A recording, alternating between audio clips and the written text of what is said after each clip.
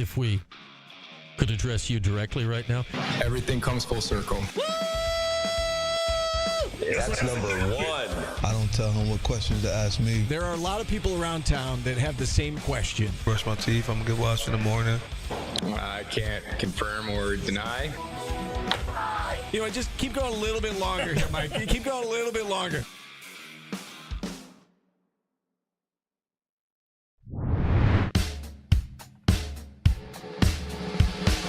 Friend Brown this, Friend Brown that. If you want me to take a lie detector, Brian, I'll take it. Portal watch this, Portal watch that. The dog Mama Duke.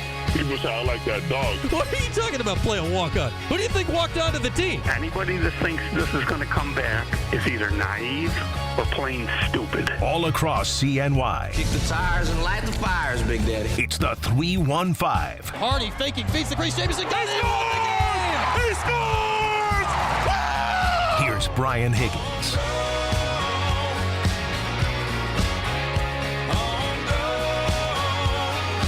Oh, happy Friday, everybody. Back in the saddle, end of the week. Oh, a year older. Oh, my goodness. How we doing, Kiss, Utica, Rome? What's up, Rome? Kiss Sports Talk. We're on the YouTube. We're on the Twitch. We're all the places that you want to be hanging out. We're in the chat, QSportsTalk.com. We got eyes on you. We're ready to roll here on this fine Friday afternoon. Got a couple of tickets for the game tomorrow to toss your way later. Stay tuned. They're FREE, free. It's Friday. We got all of our normal Friday shenanigans. Mario will be by half hour out. Sacco six-pack here on a Friday. The man who sort of knows will sort of know some stuff, including some things about the Super Bowl coming up on Sunday. Makes sense. It is Super Bowl Sunday. Syracuse and Boston College, second time in a month tomorrow.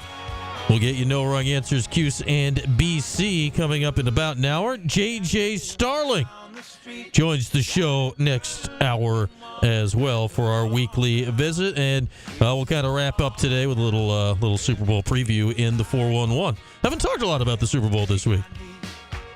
Same game as 2 years ago. It's kind of gotten lost in the shuffle. NBA trade deadline. We're yelling about Syracuse Soups, all that stuff. The Super Bowl's on Sunday. It's only going to be the biggest sporting event of the year because it's the biggest sporting event of the year every year that there's a year. So we'll get to that coming up later on. And, of course, your phone calls throughout. Always welcome at 315-437-7644 for ESPN 44. There we go. Welcome in here on a Friday. Lax has happened, is happening, will be happening. Women's lacrosse opened their season by squashing Albany earlier. The men take on Vermont 2 hours out at 6 o'clock, a game you can listen to later on TK99. So we got all sorts of things. We got hoops tomorrow with Boston College. There is stuff here, there, everywhere. The women's hoops play Sunday. Wake Forest in the Dome. There's stuff all weekend long to look forward to. With that, welcome in here on this Friday. Again, phone lines open, 315-437-7644. We can chat throughout today. With that, without further ado, let's get things going. We start with the Burdick BMW opening drive. Let's just launch into it, lean into it. Basketball game tomorrow. Cuse and Boston College. And man, it just seems right now the last thing any of us are capable of talking about with this year's Syracuse basketball team is the basketball that this year's Syracuse basketball team is actually playing. That's last on the list. It's just like, oh, yeah, and by the by, they're actually playing the basketball games. We had yesterday off. I think I don't know if I've finished decompressing from that post-game show on Wednesday night. It was like, what world were we all living in? It was just madness, pandemonium. Yeah, they got blown out by Duke. You know who else has gotten blown out by Duke? Who hasn't gotten blown out by Duke? Of the list of issues for this year's Syracuse basketball team, getting blown out by Duke ain't high on it. Like, yeah, they got blown out by Duke. So did Louisville. Who didn't get blown? If you didn't get blown out by Duke, that's the news. That's the news. Getting blown out by Duke wasn't the news, but people were in They were in some exciting form on Wednesday night. We had to yell at people. There was a lot going on. There was yelling, and the show didn't end, and we stayed on for a long time. And we took a lot of calls, and we talked it out. We had a lot of moments, and it was all in good fun for most of us. Some of y'all in the chat were a little wild there on Wednesday, but that's okay. But that is what the Syracuse basketball team has done. I go back to football season and those many moons ago of the, like 2 months ago, 3 months ago, we were talking about back shoulder throws and, who can tackle and LaQuinn Allen and all that stuff. It's just not the way this basketball season is going. Not the way this basketball season is going. Like a game happened Wednesday. We did a post-game show that is post the game. I don't think we broke down a single play. Not that one is necessarily needed to break down after a 29-point loss, but that's the way it is. As far as a little actual basketball, not X's and O's, but observation of the standings. It is a critical week if we want to avoid the terrible conversation of potentially missing the ACC tournament, which will set off about 9 million other terrible conversations. Syracuse has Boston College tomorrow. They are at Miami on Tuesday. The ACC standings as of the moment are such. Miami's in last. They're 1-10 in the league. NC State and Boston College are tied for second to last. They are both 2-9 in the league. As we know this year, with the addition of the 3 teams to the league and blah, blah, blah, no change to the conference tournament format. 3 teams will miss the ACC tournament. Season ends right now. Those are the 3 teams. Syracuse is in a group with Virginia and Notre Dame, tied with 4 wins in the league. So all 2 games clear, but those are the 3 that would be next up if something goes awry toward the bottom of the league. AKA, the next 2 games are exceedingly important for Syracuse if you want things not to go awry for Syracuse at the bottom of the league. You start dropping games to Boston College and or Miami, all of a sudden you're beep backing up toward the pack, and we get to the conversations that you don't want to have. Because then it turns into an unchanged grease fire for the rest of the season, and we all know where that's going. Not that it isn't there already. But as far as actual basketball, actual standings, actual wins and losses, these next 2 games, way more important than the Duke game were as far as this year ACC standings and all of that. Like these next 2 games are Syracuse got to take care of business kind of games. You win these next 2, now you got 6 wins in the league, and you can kind of remove yourself, one would think, from that conversation for the rest of the way. So we'll see how it goes. The BC game a month ago obviously was close. Syracuse realized as the game went along, BC couldn't keep him away from the rim. J.J. Starling especially. Starling and Kyle Cuff in that game drove time and time again. And J.J. ended up with 26 points, and the Orange won in Chestnut Hill. Should the same thing happen tomorrow? One would think. That said, it was still only an 8-point game. It's not like it was a definitive victory. Miami has looked terrible all season long. But their one conference win was within the last week.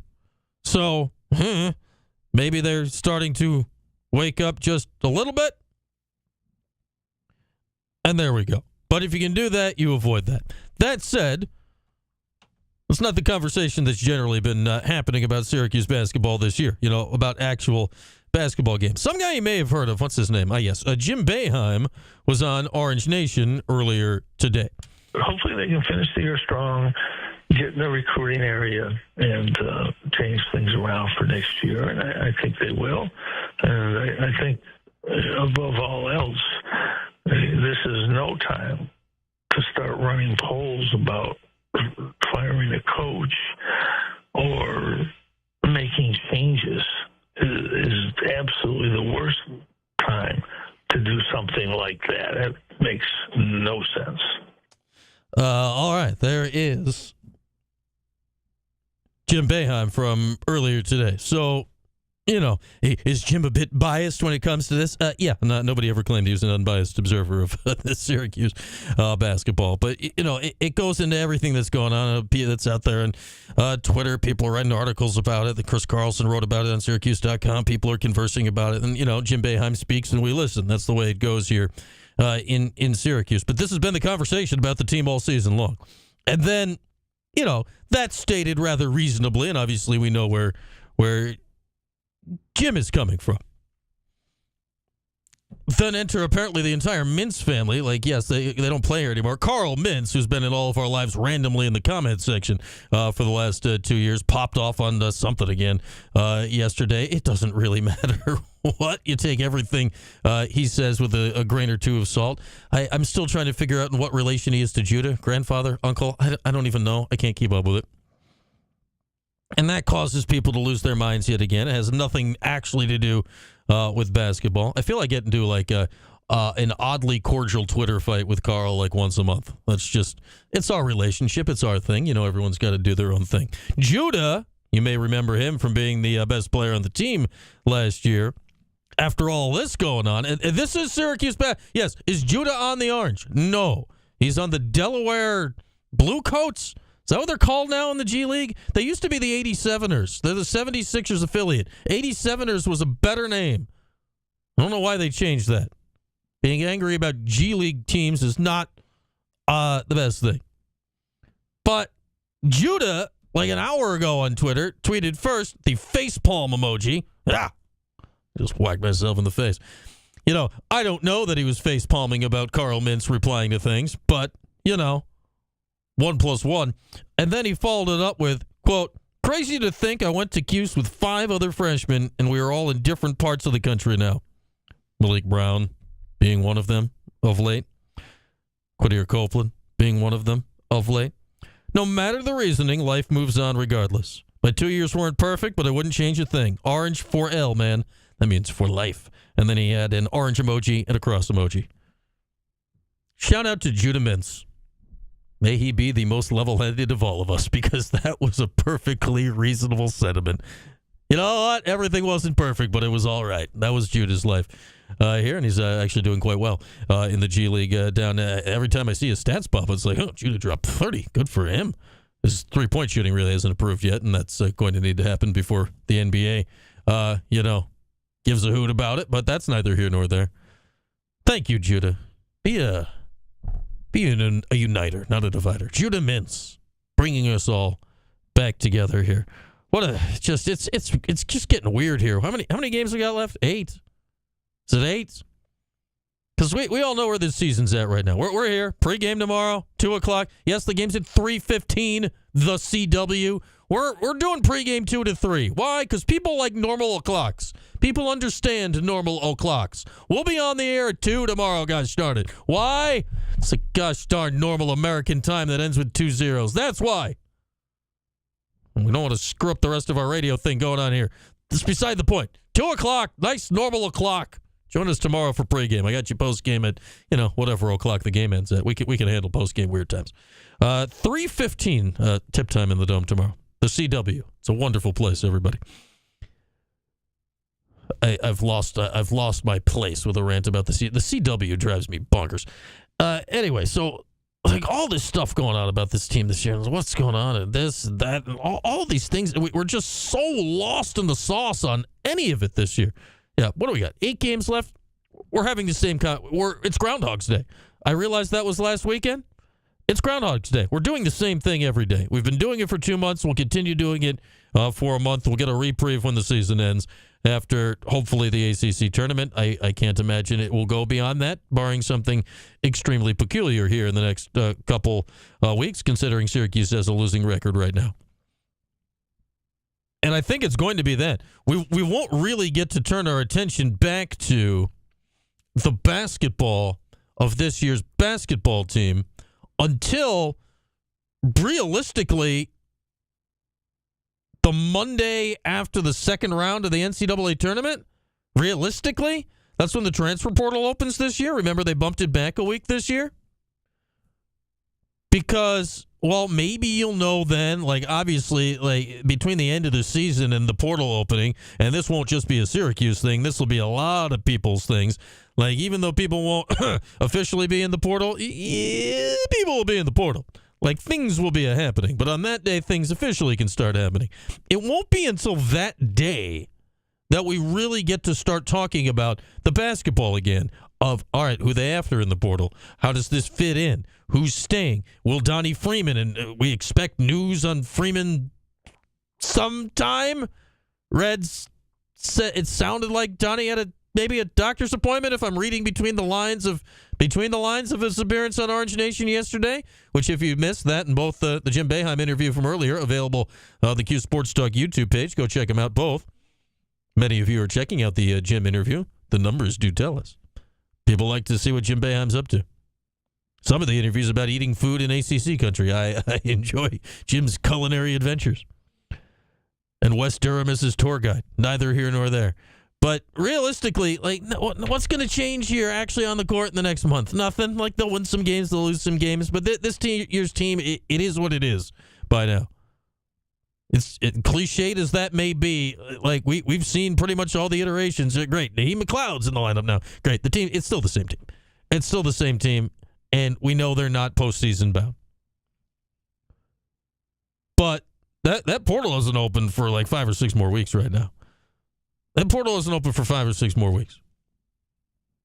So just bear with us all until then, because it just feels like we're running around in circles, and different little fires pop up, and you eye them and then you move on. But thus is Syracuse basketball right now. There is a game tomorrow, an actual basketball game. We'll talk about Syracuse and Boston College in about an hour, maybe a little less, when we do No Wrong Answers. We'll talk about whatever you want here on the phones at 315-437-7644. Those phone lines are open right now, though, because I do have 2 tickets for the game tomorrow. Why not go to a game for free on us? Caller 3 right now. 315-437-7644. Caller 3, Paratix, Cuse, and Boston College tomorrow in the Dome. When we come back, a little lax update, your calls, Mario and 15, all good stuff here on a Friday. It's Q Sports Talk and ESPN Radio. Syracuse. Oh, what's up, chat? Oh, is that your phone? See, I was confused because Scott was in the window making a phone signal. No, my phone. Yeah, I'm like, what are you doing? That'd be weird. But I was in the middle of just playing like a 15-second soundbite, so I couldn't do anything about that. So I just stared at him for a while. Yeah. Then he left. What's up, chat? How are we? How are we, chat? Yeah, Mike Woodson, Mike Papa. Whatever. We can hire anybody. Thank you, Super Cat. I'm old. Yes. Carl Mintz is called to wish me a happy birthday. Carl and I are best of buddies. Is anybody absolutely certain what relative Carl is to Judah? Because I'm not 100% certain on it. Thank you, Zach.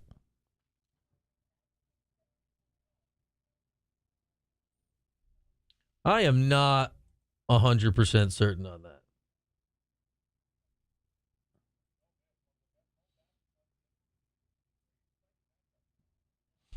Thanks, Keys Vegas. It's the grandfather. It's the other because Judah, like one of Judah's grandfathers passed away a few years ago, and that's the one Judah always talked about. So I think this is the other grandfather. I think it's the grandfather. But this grandfather seems to get a lot of facts about Carl's life wrong. I mean, about Judah's life wrong. The whole thing's very peculiar.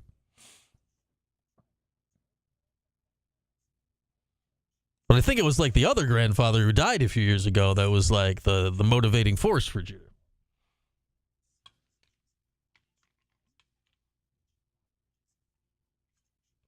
There's a kid show on PBS these days called Carl the Collector. There's a little kid named Carl who collects things. Yeah, I mean, I don't know. Yeah, Carl's the grandpa left by the side of the road. Like, I can't figure out the Mintz family tree.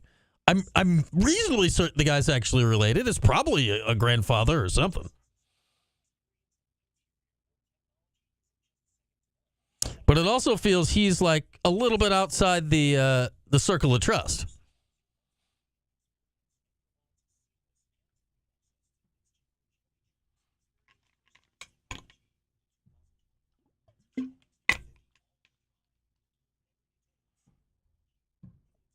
I've attempted Googling and I've not quite figured it out.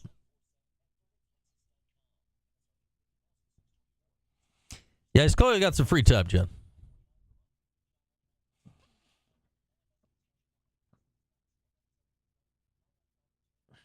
He'll tweet at me like once a month during basketball season.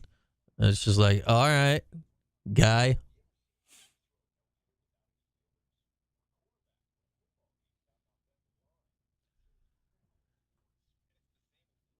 Thank you for that cake, Spetch and the Wheeze.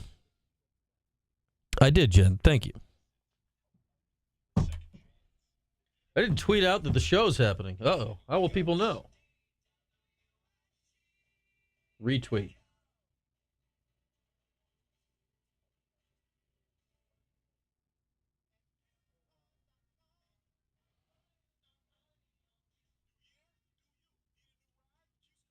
People were bothering me on Wednesday, Al. I had to properly inform them of their obnoxious level of existence. No, Zach, because of the Crunch game. The Crunch play at 11 a.m. on Wednesday? Oh, that's always fun, Sport Boy.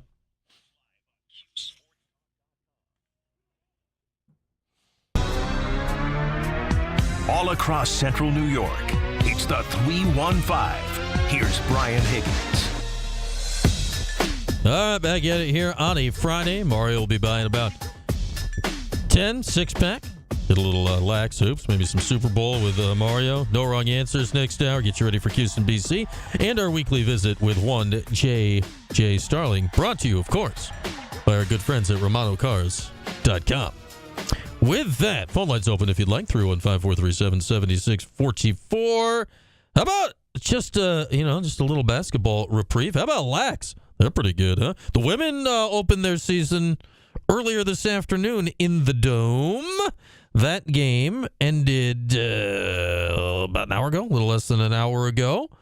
Took on Albany in the Dome earlier today. Final score was a lot to less. 21-9, Syracuse won that game, controlled it relatively thoroughly, regardless of whichever stat you feel like looking at. But, man, I'm looking through this box score here for the women's lacrosse team. Look at the men's lacrosse team. They play coming up later tonight, 6 o'clock against Vermont. And it's like, yes, look at all these. Look at all these names that we know. Look at all these familiar faces and names and returners and juniors and seniors and veterans and number 2 team in the country. Well, the women are preseason number 6 years they open the season. But, man, you just do a quick glance down the old box score today, and it's like,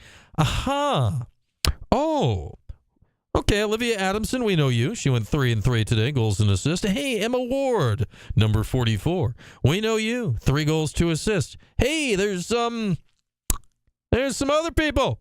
Yeah, other people. This is a very new and a very young women's lacrosse roster. This is, like, for the first time in a long time, COVID years, 5th years, 6 years, Emma's, Megan's, Tyrell's. People were here for ages upon ages upon ages upon ages. Most of that has all cleared out now. Man, I don't know what to make of this year's women's lacrosse team because unlike the men, we haven't really seen them play together. Like, there were so many players on the last few years of women's lax that played in so many big games together. Now it's, new goalies, new this, new that. Adamson and Ward, clearly the leaders of the team on offense, and there are some familiar names on defense, but it's a very new club that'll be interesting to see how they can grow over the course of this season. The men, on the other hand, man, we saw last week, game 1 against Jacksonville, they dropped the hammer from the get-go, 24-5. They win the opener. Vermont has had some decent teams over the recent years, decent-ish. I'm expecting potentially something similar in the game today. It's a 6 o'clock face-off in the Dome. I also, if something similar happens in the game today, I would imagine Gary Gate goes liberally to the bench early and often, knowing there is a tough test with a ranked returning playoff team, a playoff team that Syracuse beat last year in the playoffs, in Towson, coming to the Dome on Monday at 5 o'clock. Yes, they are playing at 6 o'clock today and 5 o'clock on Monday, so quick turnaround there. So I'd imagine that if you go check out the men's lacrosse game tonight, still plenty of time to get up to the Dome or listen on TK99 or watch it on HCC Network Extra, that you're going to get to see a lot of faces on the Orange Lax team coming today. But, man, the men are just hopping right in. Vermont today, Towson on Monday, already 1-0. And then next Saturday, a week from tomorrow, this is a big one early. It'll be before the season used to start. It'll be the fourth game of the year on February 15th next weekend at Maryland. That is quite a rumble or early in the year. I don't care what Maryland lost or whatever. They're Maryland. I don't care. That's going to be a big game down in College Park next Saturday. But we'll see how Gary Gates' squad does with these early season tests as we roll along at this point of the season. But women's lacrosse off to the 1-0 start, and the men back in action in about an hour and a half. All right, with that, we'll take a break. When we come back, we'll get Mario in here. We'll get the Sacco Six back. We'll get his thoughts on Lax and everything else going on in the Orange sporting world. Hoops tomorrow, Super Bowl Sunday, all that good stuff. Mario next, here on Q Sports Talk and ESPN Radio. The Sports Show. Urkel. It is Friday. TGIF. I was mad, Kev. Very mad. People with their Adam Weitzman crap. The Weitzman truthers are out in force.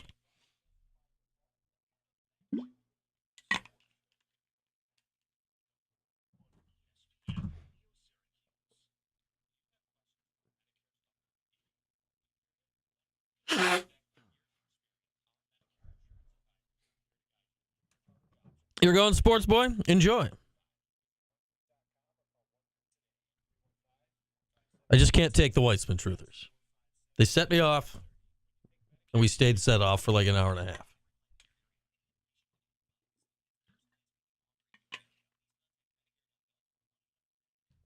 Yeah, bowling ball is still going to the game on Wednesday.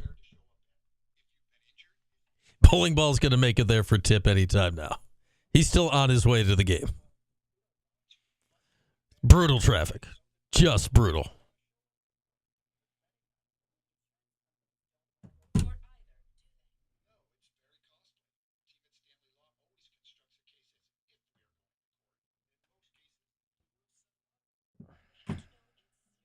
Did somebody say I was wearing Notre Dame colors? No, this is, I don't know how it's showing on camera. This is like a dark tan, and there's some gray. This is navy. It's not gold, though. Is it showing gold? It's more of a dark tan. I would not disgrace this operation with Notre Dame colors.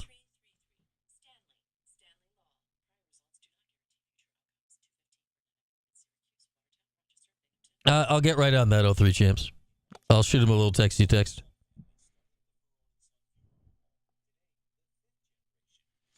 Is there another winter weather advisory, KC fan? Aye. Looks more like Star Trek. Beam me up.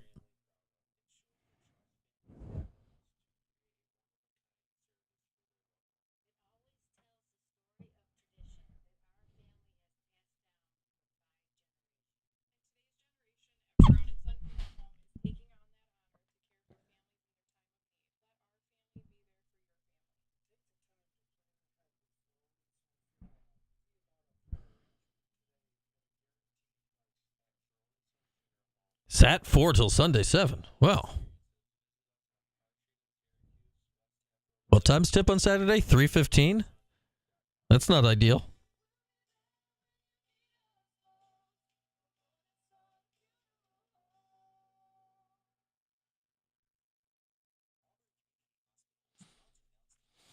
Women's Hoops? What time is Women's Hoops at the Dome on Sunday? That's a home game, right?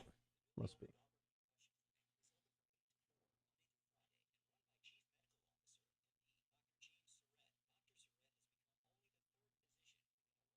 Yeah. Bowling ball, you should head to the game. Go now. Get out of the traffic you're in and beat the traffic.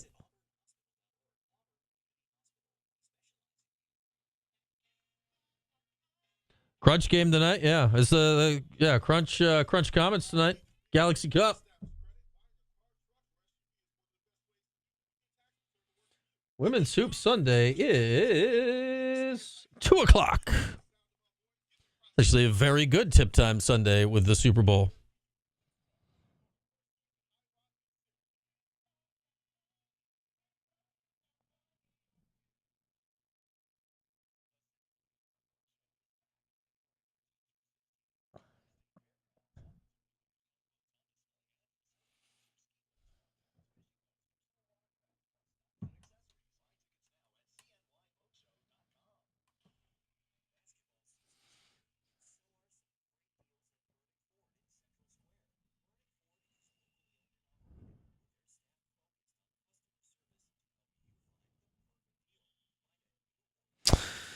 They're playing Wake Forest on Sunday, Zach. Wake Forest. It's a big game if they have designs on making the ACC tournament. They had a big win last night.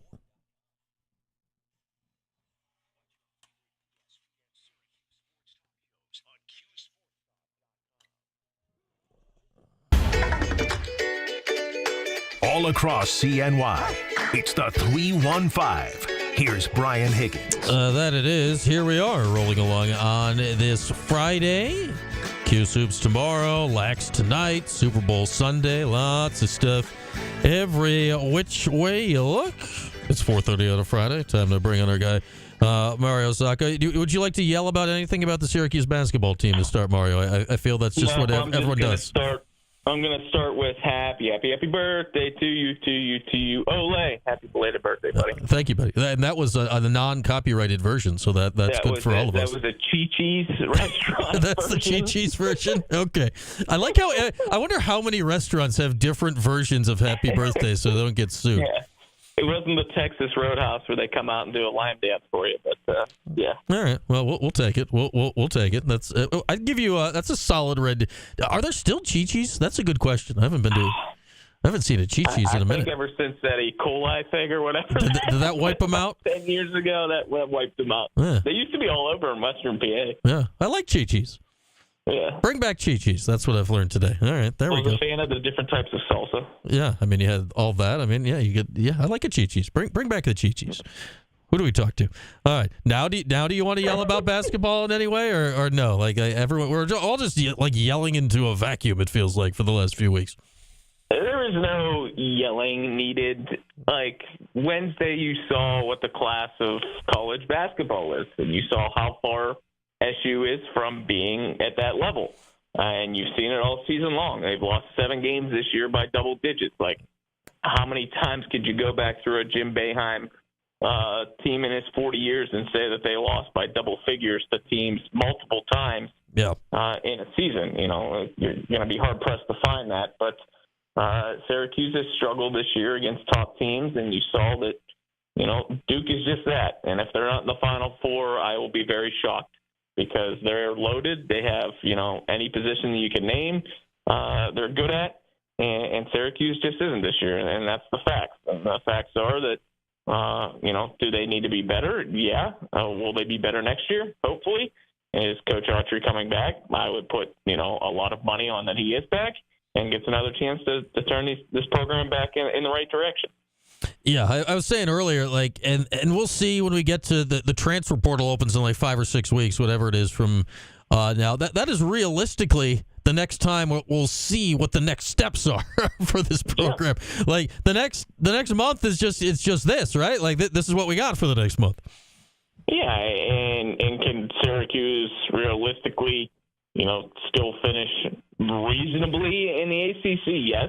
Because if you look at their schedule ahead of them, there's no game that, you know, sticks out at you like, oh, my God, you know, this is another blowout on their schedule. No. And you got 2 games coming up in Boston College and Miami that you should win. And you know, when you look down the line of transfer, like, you know, the guys that aren't coming back, you know, Carlos and Davis, and, you know, the retention and the Donnie Freeman news that we continuously wait hand and foot for, you know, has yet to come down.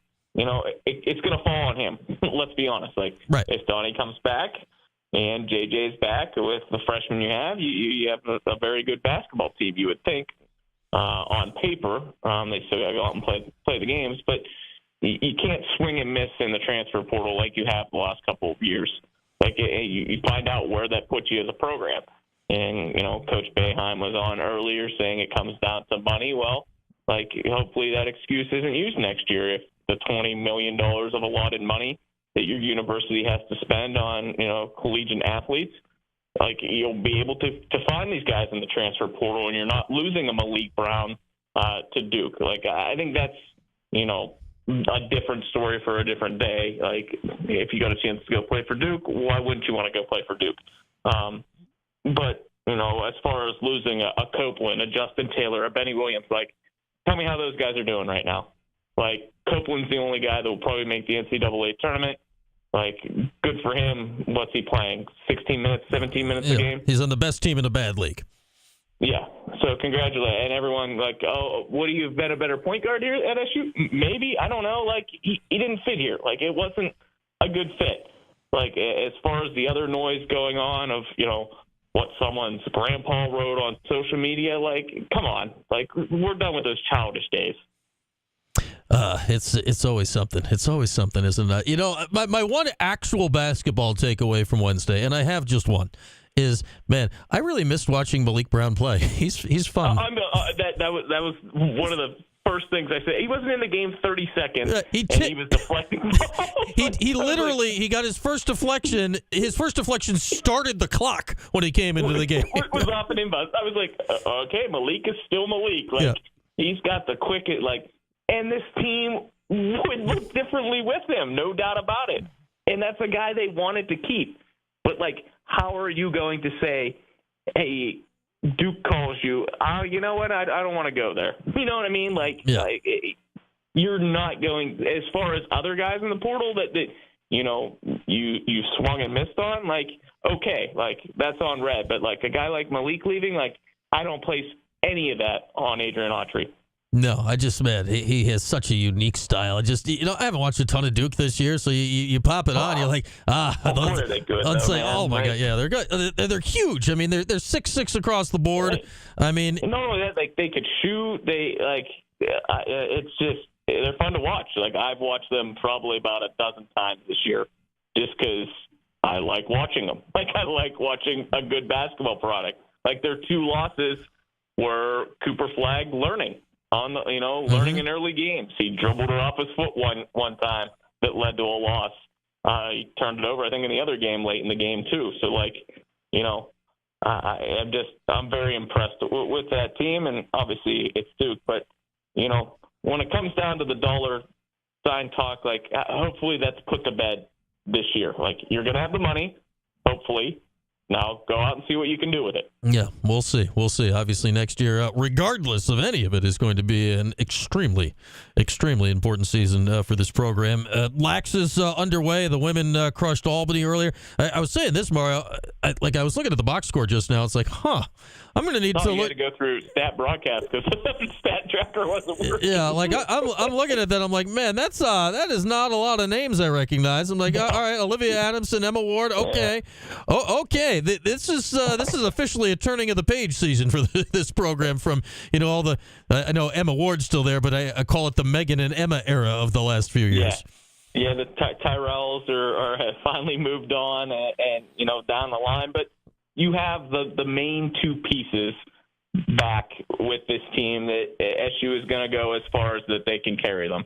And you mentioned you looked up and down the roster today and the goals scored, and you're like, oh, like, who is that? Like, the Carter girl had 3 goals for SU today, and I was like, where is she from? But, your mainstays, Adamson and Emma Ward, combined for 11 points. Like, you need them to be at the top of their game. For you to beat the Boston Colleges and the Northwesterns, the teams that continuously year in and year out have given you fits.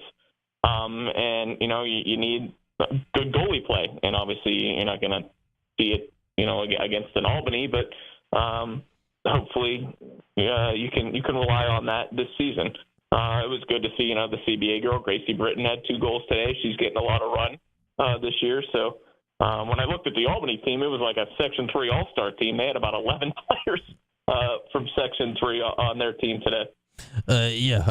Katie Rome certainly knows how to recruit her way across New York. She knows how to get out here and get that. But that was a nice season opening win for them. And then men back in action about an hour and a half from now in the Dome. Should be a runaway, I think, against Vermont tonight, especially after what we saw they did to Jacksonville last week. Yeah, and what I touch on, I said, I want to see their defensively what they're able to do, and holding a Jacksonville team to less than 8 goals in that game. They were very good defensively. Goaltending, you really didn't see a lot out of McCool. I think he maybe 1 or 2 nice saves that I saw him make, but he wasn't really tested because of how well SU played offensively. The standout in that game to me, and I know he was named ACC Player of the Week.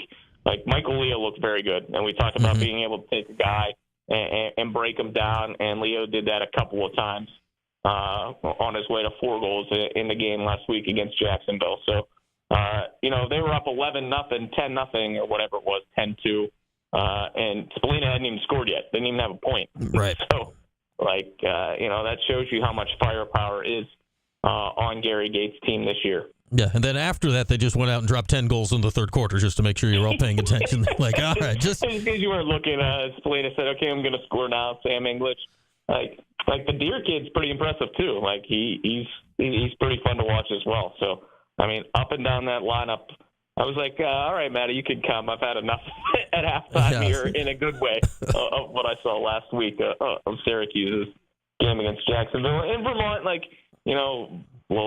2 years ago, pretty low scoring game between them. So, do I see it this way? No. Do I think Syracuse will put up, 24 goals again? No. But, I look for, maybe a 17-6 type of game today.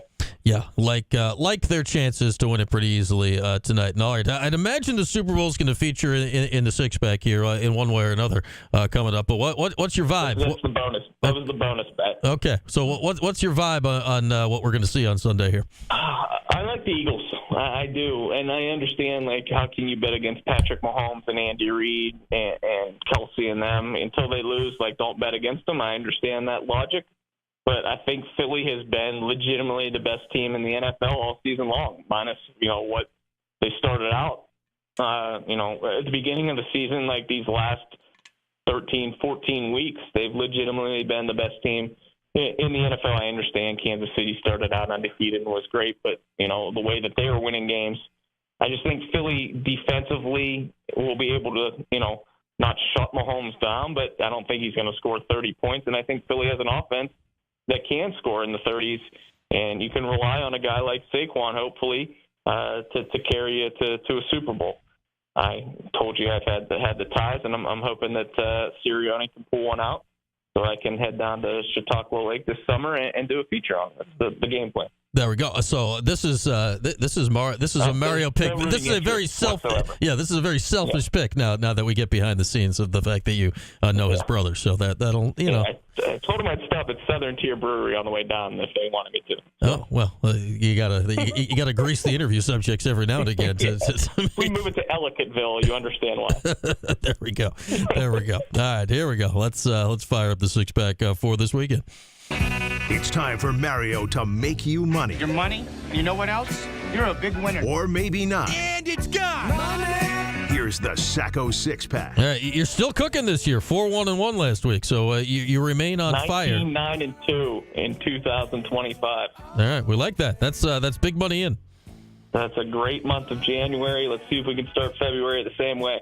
I looked at 2 games today, and the lines have already moved by the time I looked at them and then looked at them again. I was thinking about taking Purdue, but that line went from 11.5 all the way up to thinking 13.5. So I'm going to stay away from that one. But here's your college basketball picks. I got Tennessee on the road at Oklahoma, Tennessee -5 in that one. Michigan is on the road at Indiana. They're a dumpster fire. Give me Michigan -2.5 in that one. I'm going against my principles of betting on the home teams. Marquette is an underdog on the road at Creighton. Give me Marquette +1.5 in that one. Your 2 lax games, you've got to jump on this one quickly because I think it starts at 5. Lehigh -3.5. They just lost to Rutgers, but they're going to bounce back. They're at Fairfield. and give me Providence in the Battle of Rhode Island against Bryant -1.5 in that one. And your Super Bowl pick, give me Philadelphia. Yeah, You can give me the money line, the line yeah, one, it's all basically the same, right? Yeah, it's all basically the same right now. I'm leaning Chiefs here just because they never lose close games. But that's the thing. Like, will I be shocked if Kansas City wins? No. Will I be shocked if it's a blowout? That's the only thing that's going to shock me, because I think this is another one that could be. I mean, last time it was 38-35. I see more of a 28-24 type of game this year. For my Squares picks, I hope it ends in a 7 and a 0.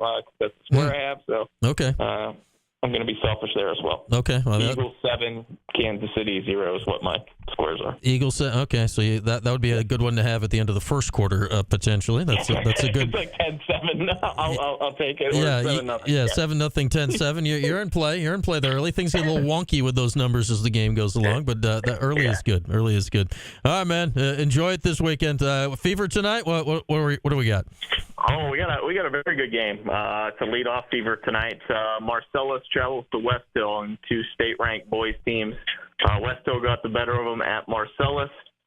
Both teams are very good, and will compete for section titles and maybe even a state title. So tune in tonight. That's the marquee game on Fever, Marcellus against West Hill. Okay. Oh, I just learned this before we go. From the chat, people doing research so we don't have to, Mario. Apparently, somebody is licensing the Chi-Chi's name from Hormel and is going to bring back the restaurants starting in Minnesota for the first time in 20 years.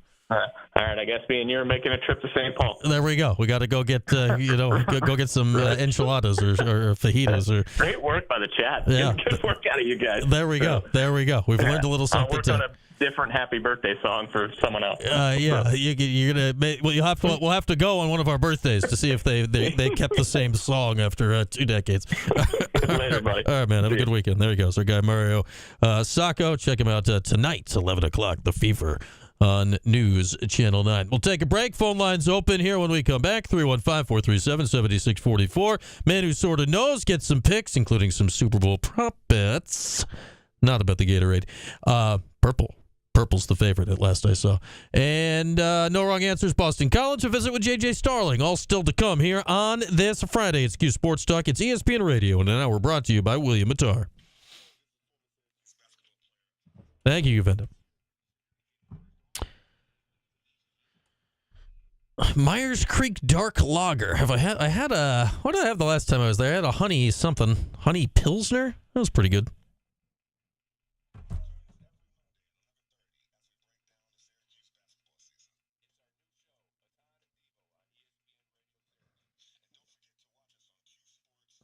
Yeah, Indiana's fed up Woods.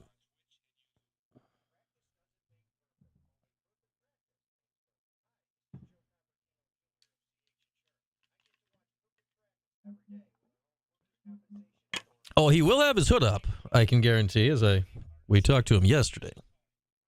Will his phone be way below his head? It is somewhat below his head, yes.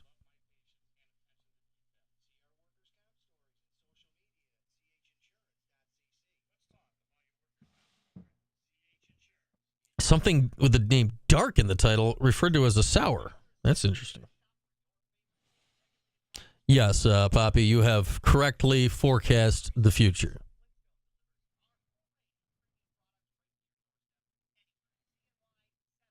I also am wearing a hoodie in the video, but my hood is down. Look, it's Paulie. Most days. What has Paulie lost? Oh. Paulie needs to make exciting weekend programming for Sunny 102. What are you up to? Right now? We just talked to Mario. We learned that he sang me the Chi-Chi's version of Happy Birthday. We learned that the last Chi-Chi's closed 20 years ago, but they're coming back. The pizza place? No, the Mexican joint. Oh, yeah. CC's, Chi-Chi's. Yeah, CC's Pizza. Have you ever had CC's? I've never had CC's. That looks heinously bad. Yeah. Although I did see the Pizza Hut by my house says they have their buffet back, and the Pizza Hut buffet was dope. Pizza Hut buffet back in the day was banging. I love the Pizza Hut buffet. And I was like, 18, 19 and had no money, you could just go and sit there and eat. Oh, it was so good. They had those. The apple pie pizza. Oh, the whole thing was good. It just The bacon bits and the salad bar. everything hit. The red cups, it all hit different. Oh, I loved. Is there one? Is there a buffet? The one closest to my house would be the one in East Syracuse. I don't know. The 57 one had a sign out that said our buffets are back.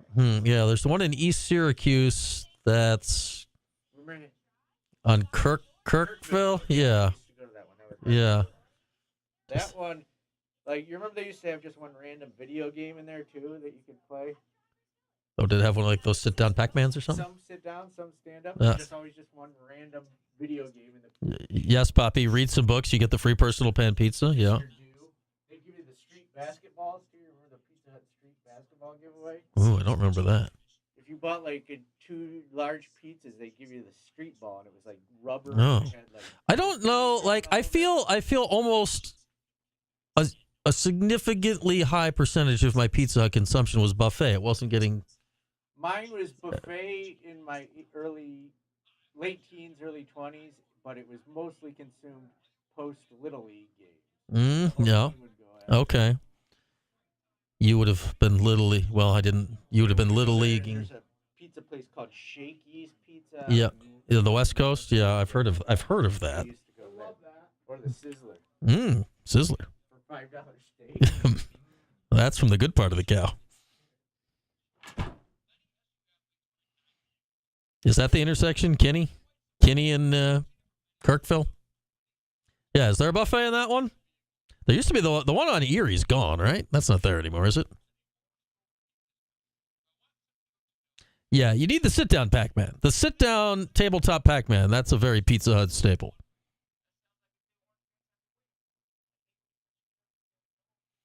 Ooh. Parlay Dave's got a parlay he wants my take on.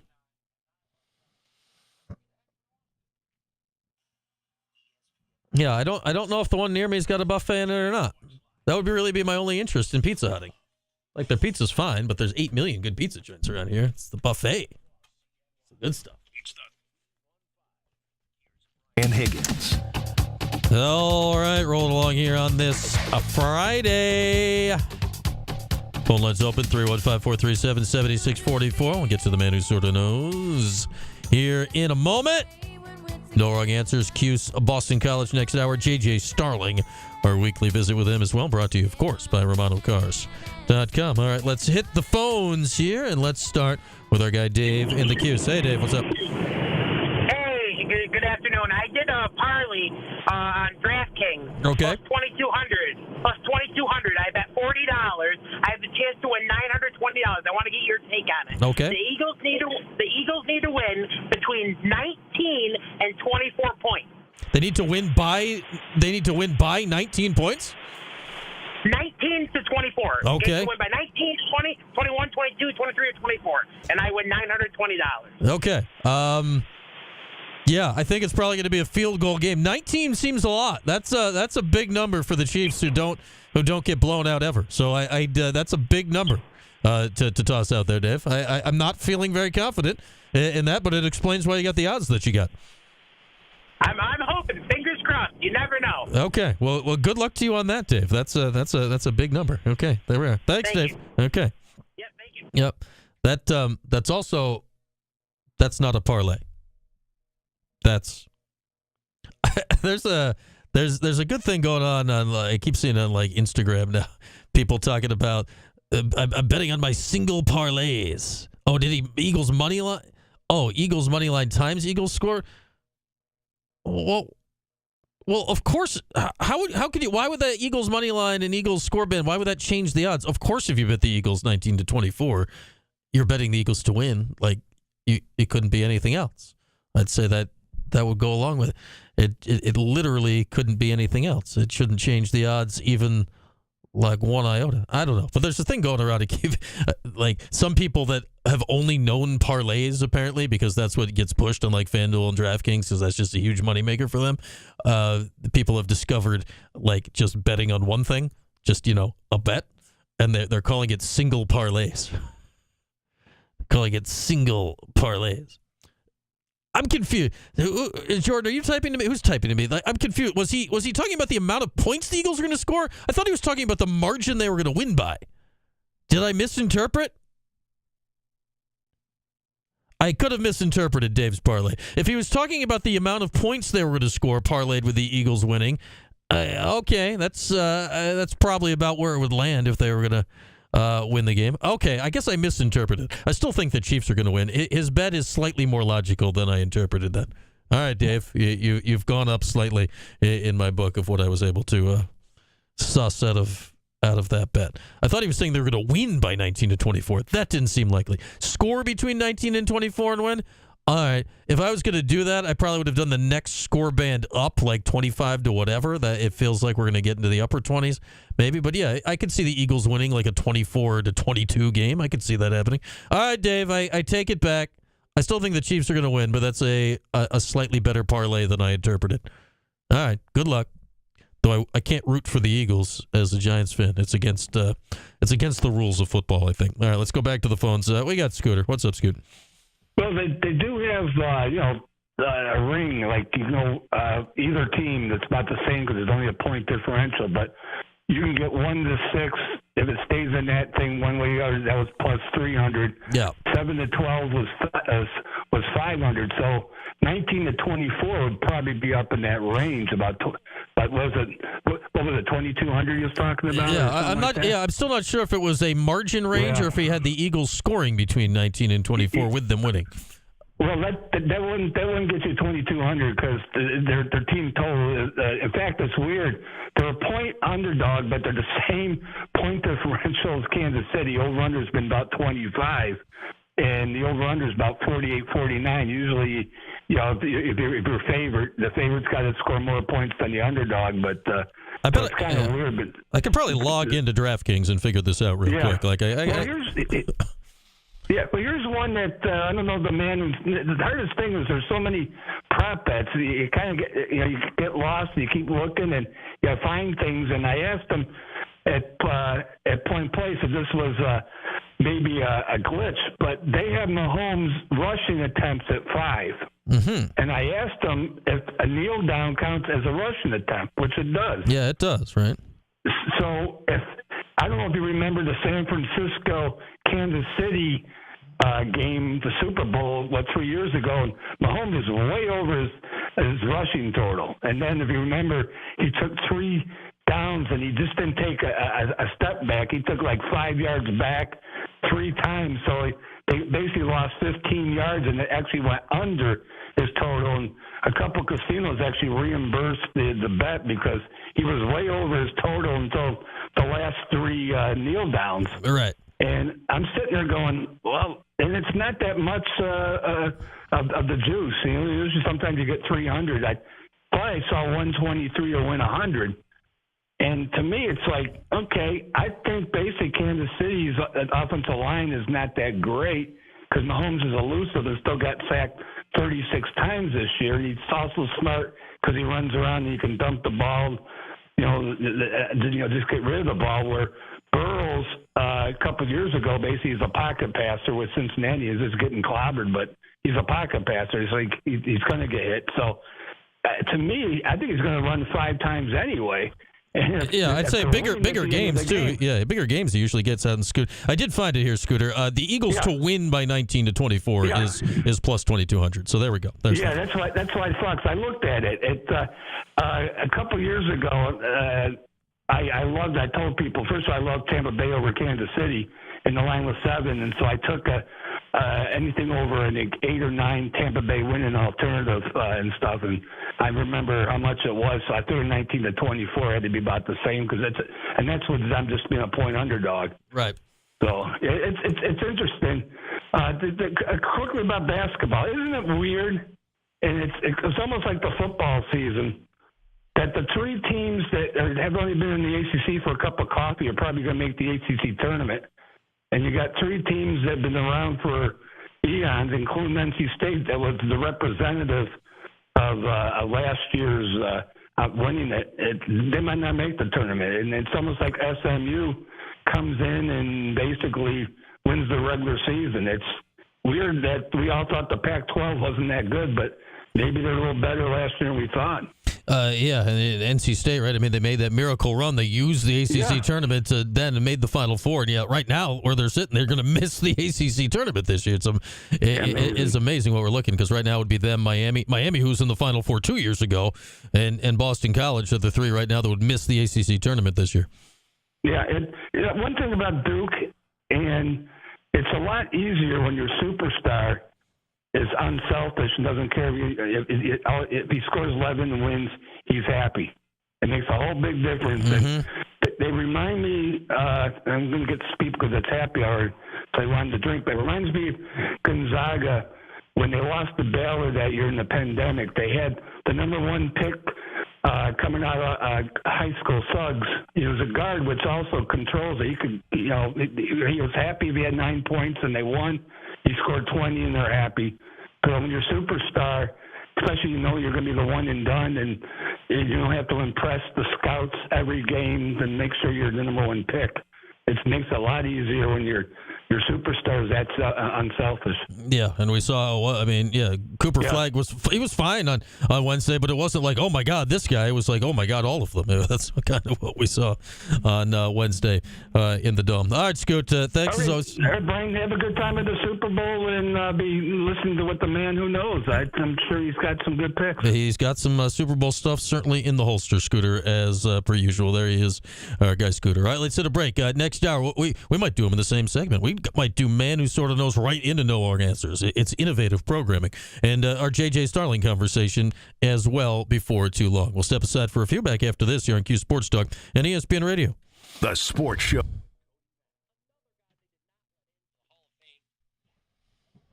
All right, so Dave has bet on the Eagles to win win by 19 to 24.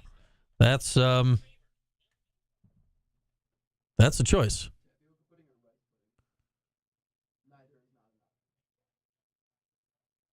Probably rice.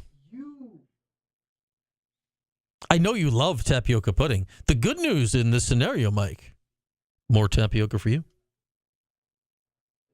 You know, if I could, I know this is really a very different thing. Bread pudding. I love some bread pudding. I don't like how you're not breaking my gaze. What do you think about bread? Find this button too. What do you think about bread pudding? I realize it's very different. Okay, serious question. I don't think I entirely understand what bread pudding is because it's not like a normal thing to have places. It's like bread kind of soaked in like a cream of some sort and like baked, generally. So like it's like a monkey gooey bread. Sorta. It's monkey bread. You know how it gets kind of hard on the outside because of the. No, this is more like soft, and then you maybe like a sauce or something on the top, like a caramel. I'd say it's kind of like creamy, gooey dessert French toast, ish, in pudding-ish form. Okay, it's very different than pudding, but it's called pudding. I don't think I would be a big fan of that. I don't know though. I would try, but I don't think I would. I feel like a lot of steakhouses, that's like the dessert they have. I'm not a huge gooey fan. All right. Well, that's usually like a caramel sauce or something. Okay. All right. How many games am I down now? Four. This is a terrible time in history, folks. Start whenever you're ready, Brian. Oh, you win. I won't take this disrespect in my house. That's what you get for that. I had to I'd let the people get involved. Yeah, it's not really. It's can't be a blowout. I'd say it's definitely more cakey. I like a bread pudding, but yeah, I'd say it's got. It might share it might be like second cousins with monkey bread. Maybe first cousins once removed. A lot looser. Doesn't ever really have it together quite like monkey bread. Well, I mean, it's together. It's just more. It's different. It's softer. I could look up a picture. I like a monkey bread. Yeah, dense French toast. Bread pudding. I don't know if a picture is really going to let you know what's going on. I have had this before. This is ironically what I thought it was going to be. All right, this is cool. I don't know if that's ironic. Very confident. Well, no, I think that means you just knew what it was. That's fair. Valid. Okay, I did know what it was then. Okay. But I do not like this. Okay. Specifically because of why I thought, okay, yeah, when you have like breaded things that are like gooey when I feel like they shouldn't be. I don't know. They should be. Does that make sense? Oh. To me, I don't know. It was a weird. So you don't like if I were to offer you an open-faced turkey sandwich slathered in gravy, this would offend you because the bread would get gooey. No, okay. I think the reason I don't like stuff like bread pudding is because it feels like it's not cooked, and that's why it's not solid to me. But it is cooked. But it's like custard. I can't get through that psychological. It's the yummy custard. This doesn't feel cooked. I feel like this is underdone. Monkey bread is too dry, says Lukey Lou. You know, monkey bread, the good part of monkey bread is like the crispy outside bits, right? Yeah, that's what makes monkey bread. I feel like with cinnamon, it like has to be crispy for some reason. Yeah, because the cinnamon and the brown sugar, they get together, and that's where the harmony is in the monkey bread. Good point. Gaper just doesn't like, he just likes the monkey. No. I always wanted a monkey growing up. Me and my brother had a pact that when we both, by the time we were both 30, we would buy a house together, and the entire basement would just be like a gymnasium for the monkey that we were purchasing together. I thought you were going down the dessert route here. No. All right, so Mike and his brother are going to get a monkey. He is now just about 40, and I'm pushing 30, and okay, well, no monkey. He does own a house, though. Maybe he's got a monkey down there, and he just hasn't shared. That'd be mean.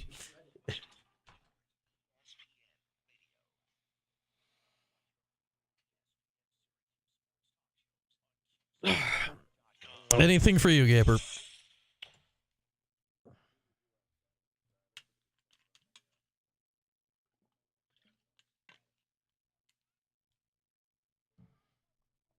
Now I want bread pudding.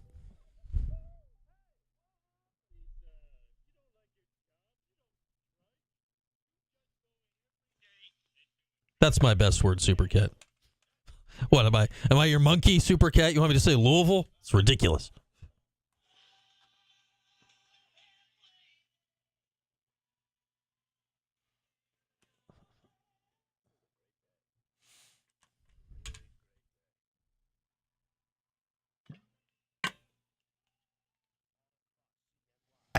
It's the 315 with Brian Higgins. Halfway home, we drive into the second hour with Verdict BMW. All right, that we do. Hour 2.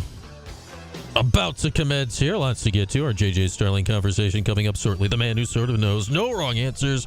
Houston, Boston College. And the phone lines are open and available. 315-437-7644. Let's start it on the phones. Let's bring in Dro and Clay. What's up, Dro? How you doing, my man? I'm doing good. Listen, what I hate to be like negative here, but what are we doing with this basketball team here? I mean, when I speak and say that we're in trouble, it's official. We're in trouble. What do we have to do? Because let's face it, this season's a wash. We're done. Okay, right. We may make the ACC tournament, we may not. Okay, so what do we have to do in the off season? What has to happen? Does Autry come back? Do we need him back? Do you want him back? And here's what I'm going to sit there and say. For all the people who want Autry gone, fine. Who's your next coach then? Do you trust the university right now to bring in a reputable head coach? I want to remind people, all these same people wanted Paul Pasqualoni gone in 2004 because we lost to Georgia Tech 52-21 in the whatever bowl we're in. Mm-hmm. And Paul Pasqualoni sat at the podium and said, he had no idea what happened tonight. Well, good way to promote yourself, Paul. Anyhow, with that, we got, God rest his soul, Greg Robinson. But with that, we lost Ray Rice, who went on to Rutgers, who went 11-1 that year and went to the Orange Bowl. We went 1-10 and beat Buffalo. That was the impact of losing Paul Pasqualoni. So unless you have a viable option for me, stop with the Autry does need to come back. I want a viable option that the university is going to sit there and bring a coach in.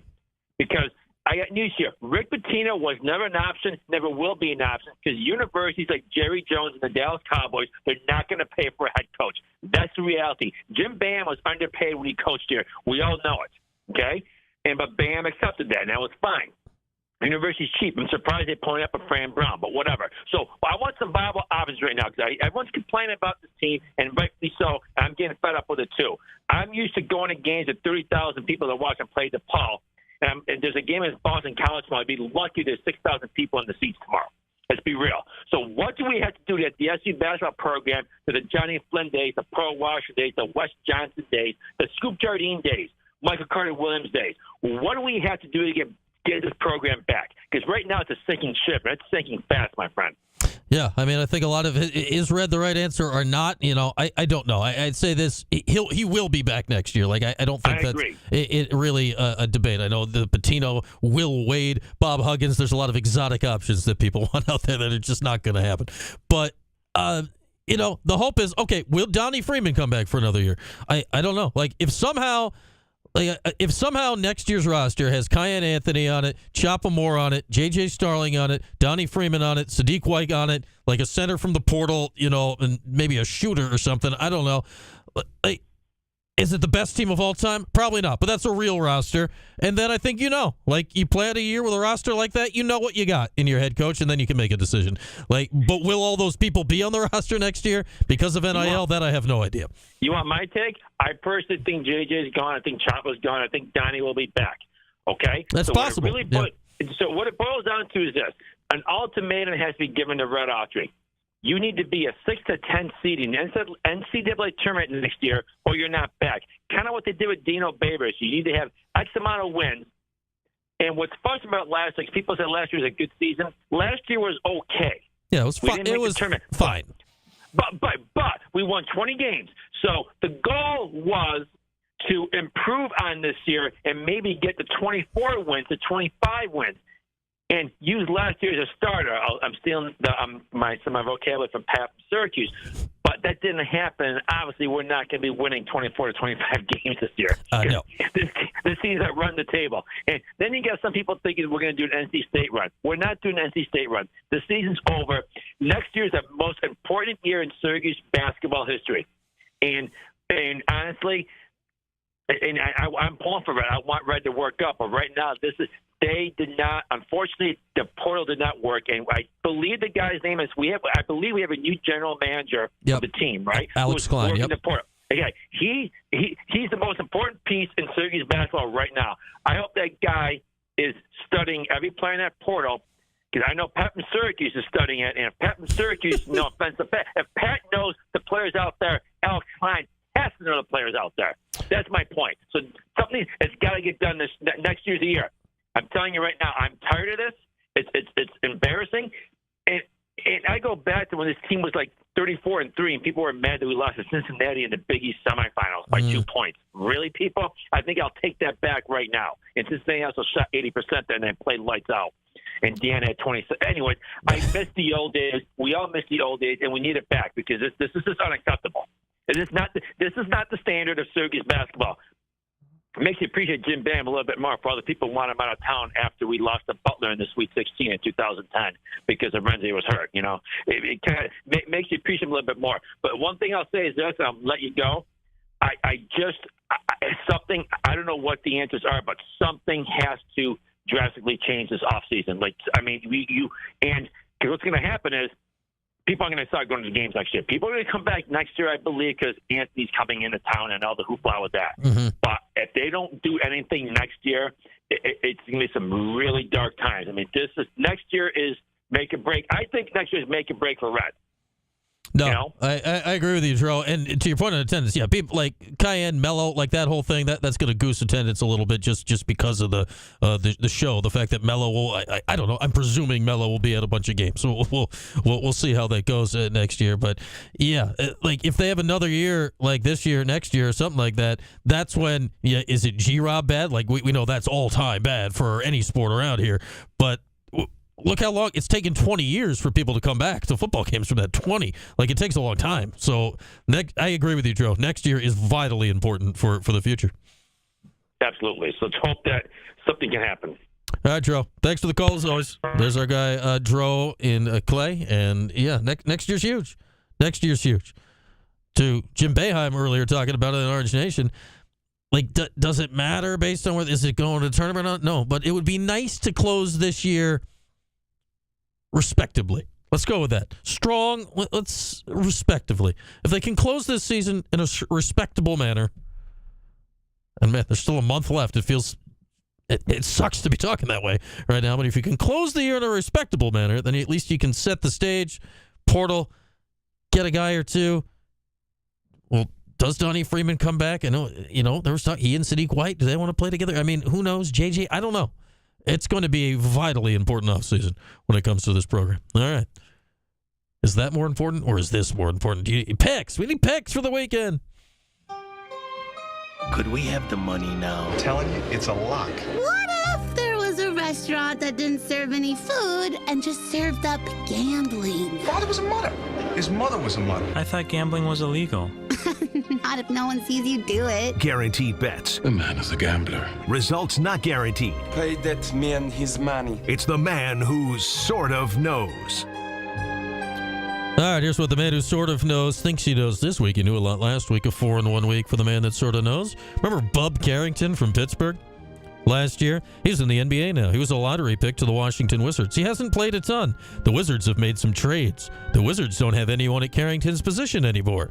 Bub's playing a lot in the first game since the trade deadline. He had a double-double the other night. Tonight, the Wizards and the Cavs. A Bub Carrington double-double plus 1,800.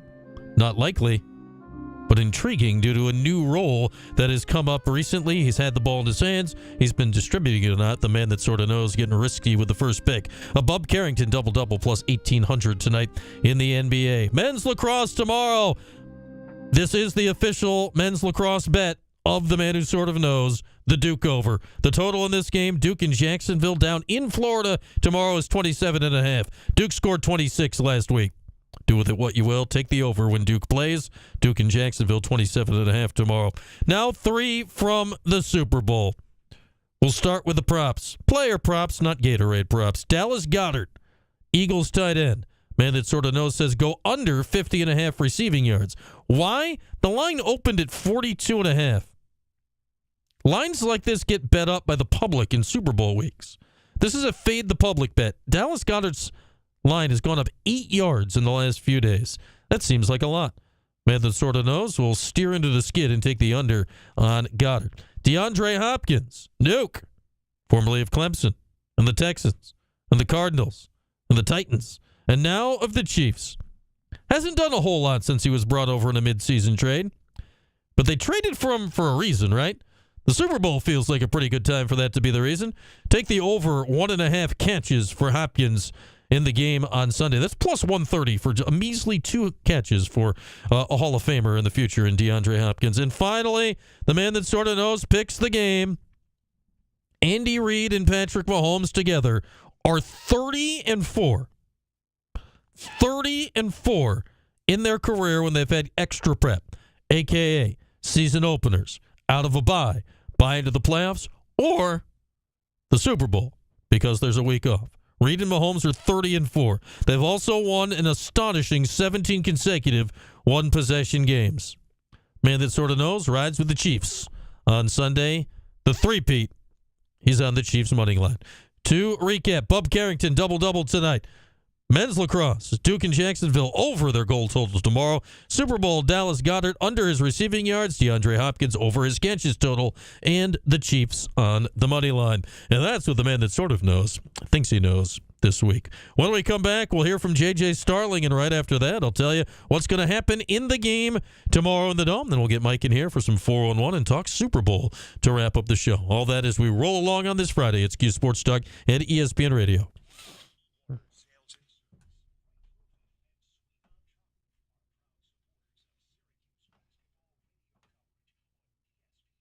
We're talking chicken riggies? I don't like when riggies get too spicy.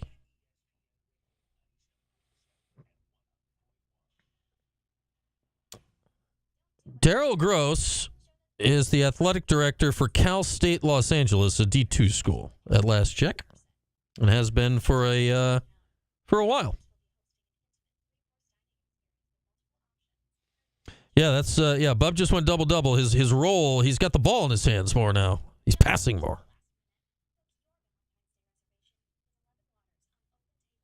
I don't like them that hot, KC fan. I don't like it that hot. I don't like it. I need a little less spice.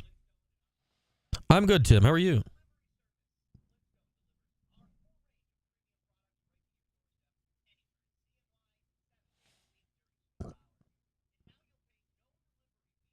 A Riggy soup. I can see how that would work.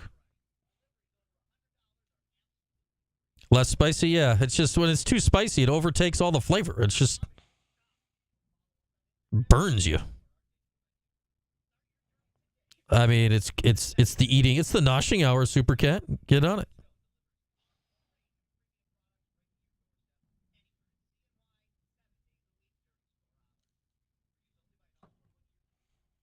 I thought that was a good call by Drew.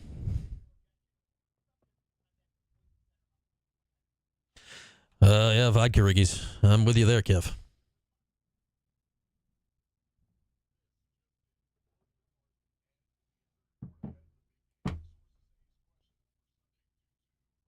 Are we mad at Dro's call?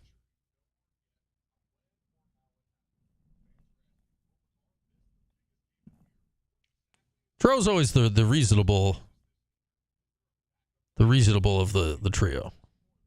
Or the less reactionary.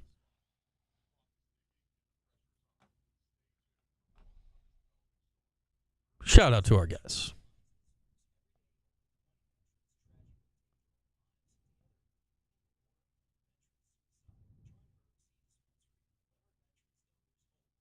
How mad? Oh, I was all the way mad, Kev. The Adam Weitzman truthers are out, and I just can't deal with that.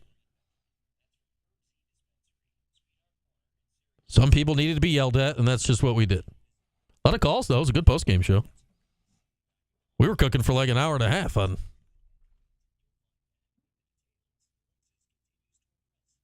The Weitzman people drive me crazy because anyone that says that proves they don't know anything.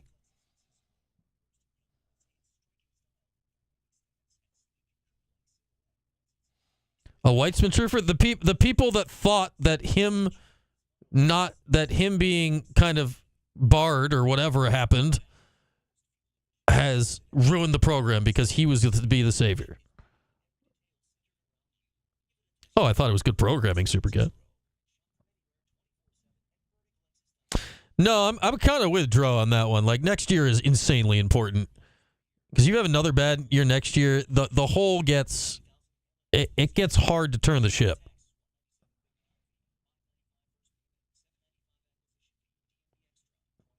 Yeah, the Weitzman stuff is just, I can't deal with it anymore. And the Weitzman truthers were out in force on Wednesday night.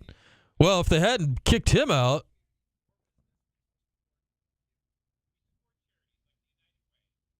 then I've got to yell about the $1 million players that never existed. I did, Phil. I was mad.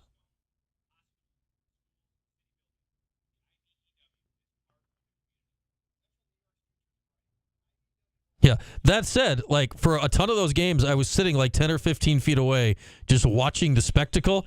It was endlessly fascinating. Like, it was mind-boggling, but it was fascinating. Like, it was a show and a half. Like, this is something. I don't know what it is. It's something. It's the 315. Here's Brian Higgins. All right, back out of here. Friday. Game day tomorrow, Cuse. Boston College, a second meeting between the two in a month. Orange won by 8 back early January out in Chestnut Hill. All right, what are we going to do this segment? We're getting calls. We're a little bit behind. That's okay. So we'll do a little J.J. Starling. Then on the backside of J.J. Starling, we'll do a little no wrong answers. I'll tell you what's going to happen in the game tomorrow. But first, let's start with our weekly visit with J.J., brought to you by RomanoCars.com. It is our weekly visit with J.J. Starling, and I guess let's go in reverse order here, J.J. We'll start last night. Not a lot of fun, I imagine. How frustrating a game was that for you guys to play in last night? Yeah, it was very frustrating. I feel like we came out, we did a good job for the most part. And then I guess we just got tired or whatever, and they just kept the foot on the gas, and we just weren't able to match that intensity.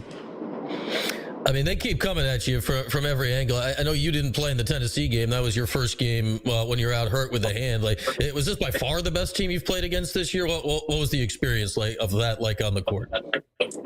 Yeah, I think what made them so good, just playing against on the court, is that they were all on the same page. You know, that's like a team. You could tell that they had really good chemistry with each other. And that's a team that's going to go far just because of that. You know, they were on the same page, and they played really well together. Yeah, and on top of that, like, they're all huge, right? I mean, they're like 6'6" at their smallest. How tough was it just to find literal room on the court last night? Yeah, I mean, like I said, I feel like in the beginning, for the most part, we did a good job doing that. And then I guess either, like I said, we got tired or they switched the game plan up. But, you know, that's a team that uses their length to be heavy in gaps and play passing lanes and stuff. So it's definitely hard. Then I go back to, going back to the West Coast trip, JJ, I'd say being on the same page and all that, I think that described you guys very well against Cal. Did that feel like the most, cohesive game that you guys had played all season on Saturday?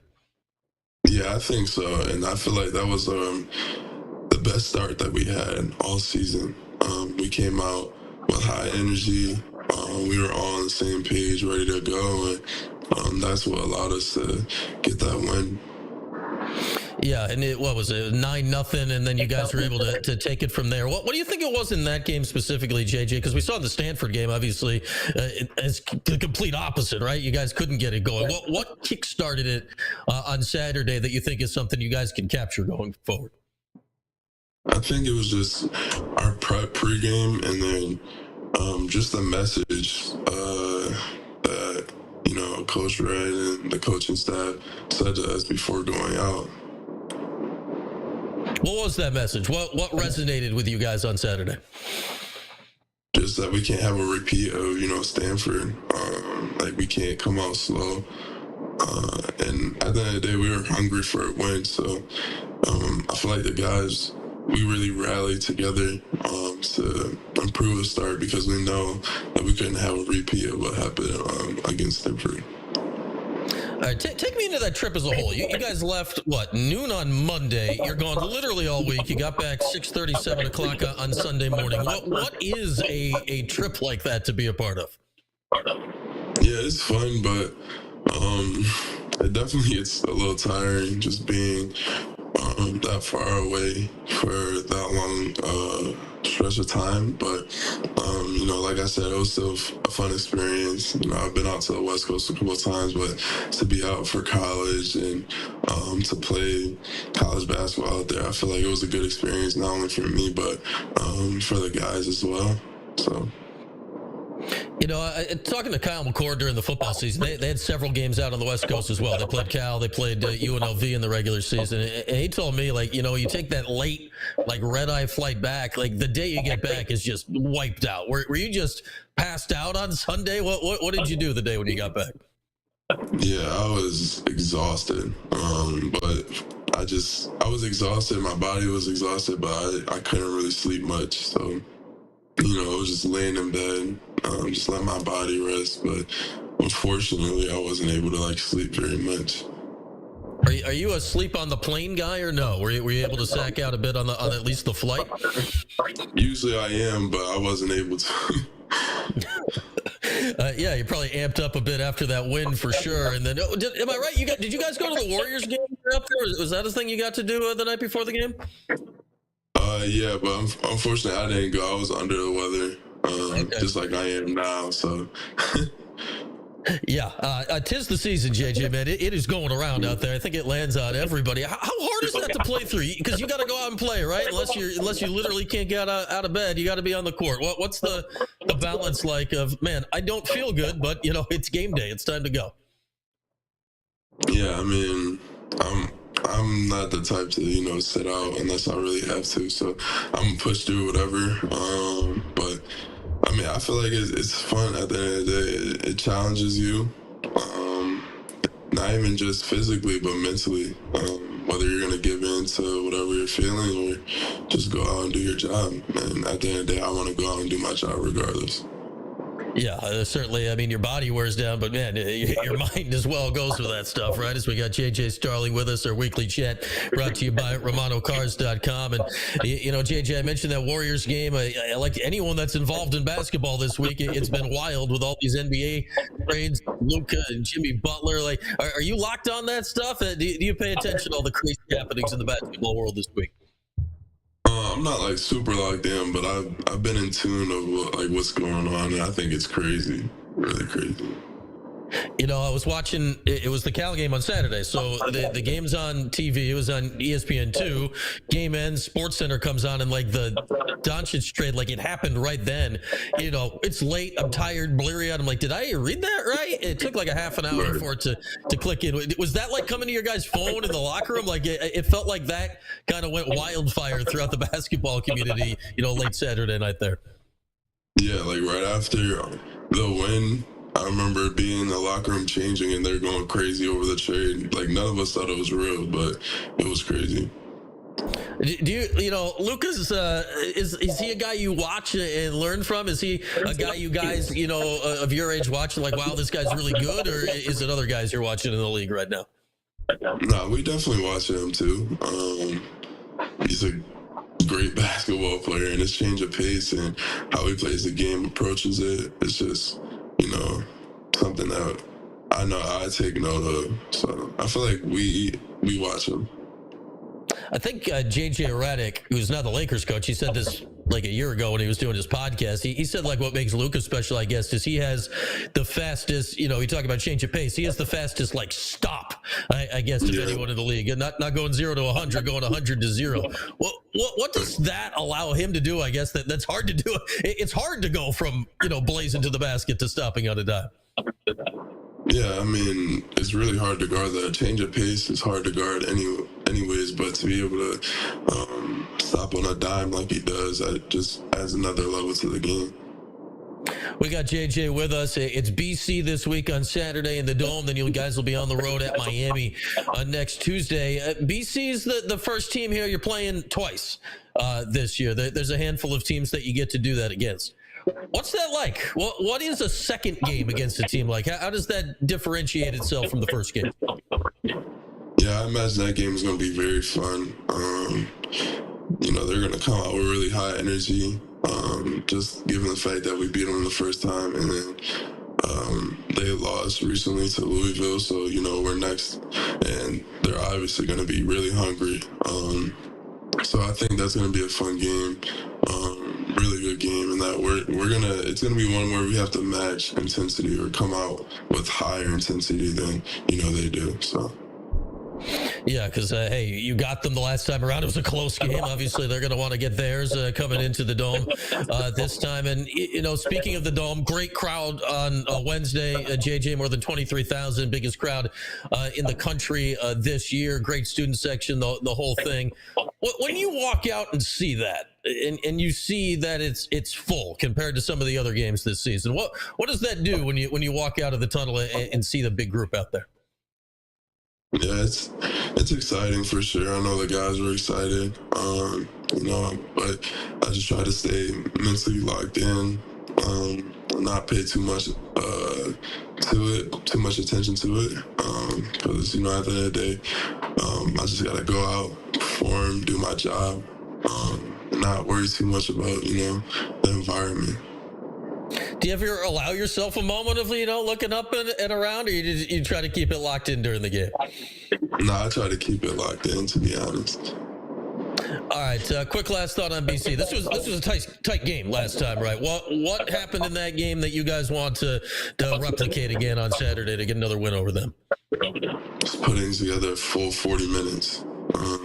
Just doing that. I think during that game, they went on a run. They had their run, but we were able to, stay composed and really rally that storm to be able to pull that win up. All right, JJ, appreciate the time as always. We'll catch up again next week, all right? All right, there's our guy, JJ Starling. Our weekly visit brought to you by RomanoCars.com. With that, the game is tomorrow. Houston Boston College. I imagine you want to know what's going to happen. no wrong answers. Give me a boy's name that starts with the letter H. Jose. There are no wrong answers. What months of pregnancy does a woman begin to look pregnant? September. No wrong answers. Something a burglar would not want to see when he breaks into a house. Rob. Naked grandma. Naked, huh? I'm like an animal. Keep your voice down. I'm like King Kong. All right, no wrong answers. Houston, Boston College. It'll be a quick one because we just saw this game a month ago. Syracuse beat Boston College 79-71 out in Chestnut Hill last month. And no wrong answers. It feels like a similar thing. You know who didn't play in that game? Donnie Freeman. You know who's not going to play tomorrow? Donnie Freeman. It auto-loaded right here. You know, no wrong answers. You know who scored more than 20 in that game? The guy we just talked to, J.J. Starling. He had 26 in the first meeting. He's on the fringe of this not auto-loading into no wrong answers because J.J. is now 4 straight games without a 20-point game. 23 tomorrow for Starling, leading the way for the Orange. How about Jair Davis? BC's interior defense is not good. Jair Davis, he had that turnaround game going against Duke. He had 12 last time against Boston College. I think we'll get a nice Jair Davis game tomorrow in the Dome with 14 points and another nice Eddie Lampkin game. He had 10 points and 13 rebounds in Chestnut Hill a month ago. I'll give him 10 and 11 tomorrow. On the Boston College side of things, Donald Hand is their lead guard. He got downhill to the bucket. 9 of his 20 points a month ago came on a perfect afternoon from the free throw line. He ended up with 20 that game. I think he has another nice game because we know the orange rim protection is, 23 tomorrow for Hand. Chad Venning, their center, he'll get his inside. He had 17 last game. I got him for 15 more in the ball game tomorrow. All told, it feels like a similar game to last time. Why? It's the same two teams. It's a month later, and both teams kind of played like they played last time. Nothing out of the ordinary happened in that game. It was 79-71. This time, we'll tweak each score by 1. Syracuse 78, Boston College 72. No wrong answers. The Orange take it tomorrow in the Dome. In the 3:15 tip, we'll be on the air 2 o'clock on the button. Pregame show tomorrow afternoon. All right, let's get a break in. We'll get Mike in. We'll talk some Super Bowl next year on Q Sports Talk and ESPN Radio.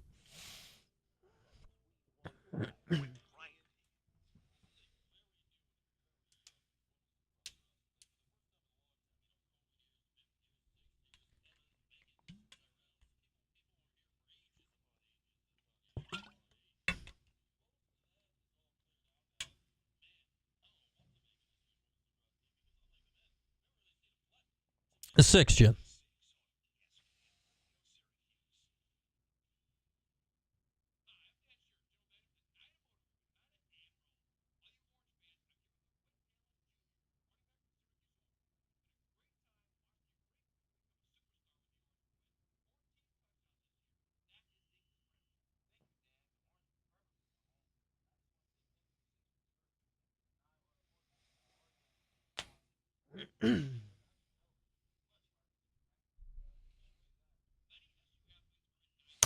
I believe so, Bowling Ball. And TK99. Let's see. Men's sports, lacrosse schedule. Look, it's Mike. Mm-hmm. Bowling Ball's still stuck in traffic. ACC Extra, yes.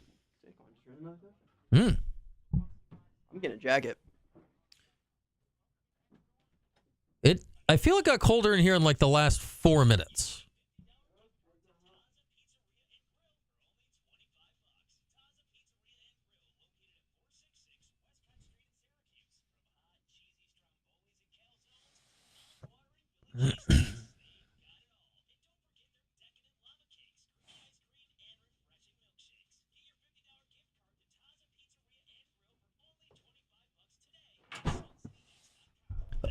You somehow came back with a coat and a basketball. I don't know if that's the right amount of things. See you, Bobby.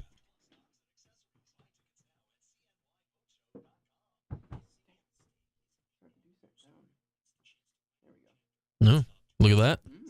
Very, very soccer-y of you. I had a good little juggle spree going in here. I got like 12-13 when Cody was on break. Yeah. It's hard to do with a basketball, but it's a lot easier because it's pretty flat. That is, yeah.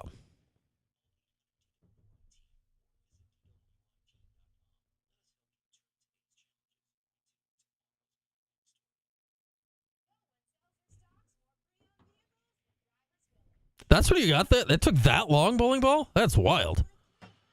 Octopus Gavendo? I like octopus. I do too.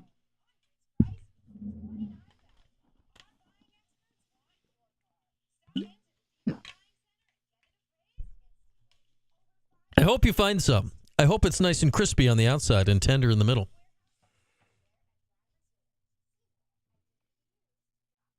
When the little suckers get crispy.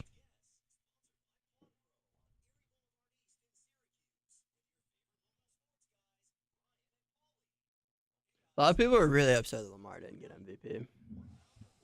Like, really upset. What I found out last night, and I guess this makes sense because of who covers things around here and who I follow on like Twitter, is that I really don't follow anybody that cares about the Ravens.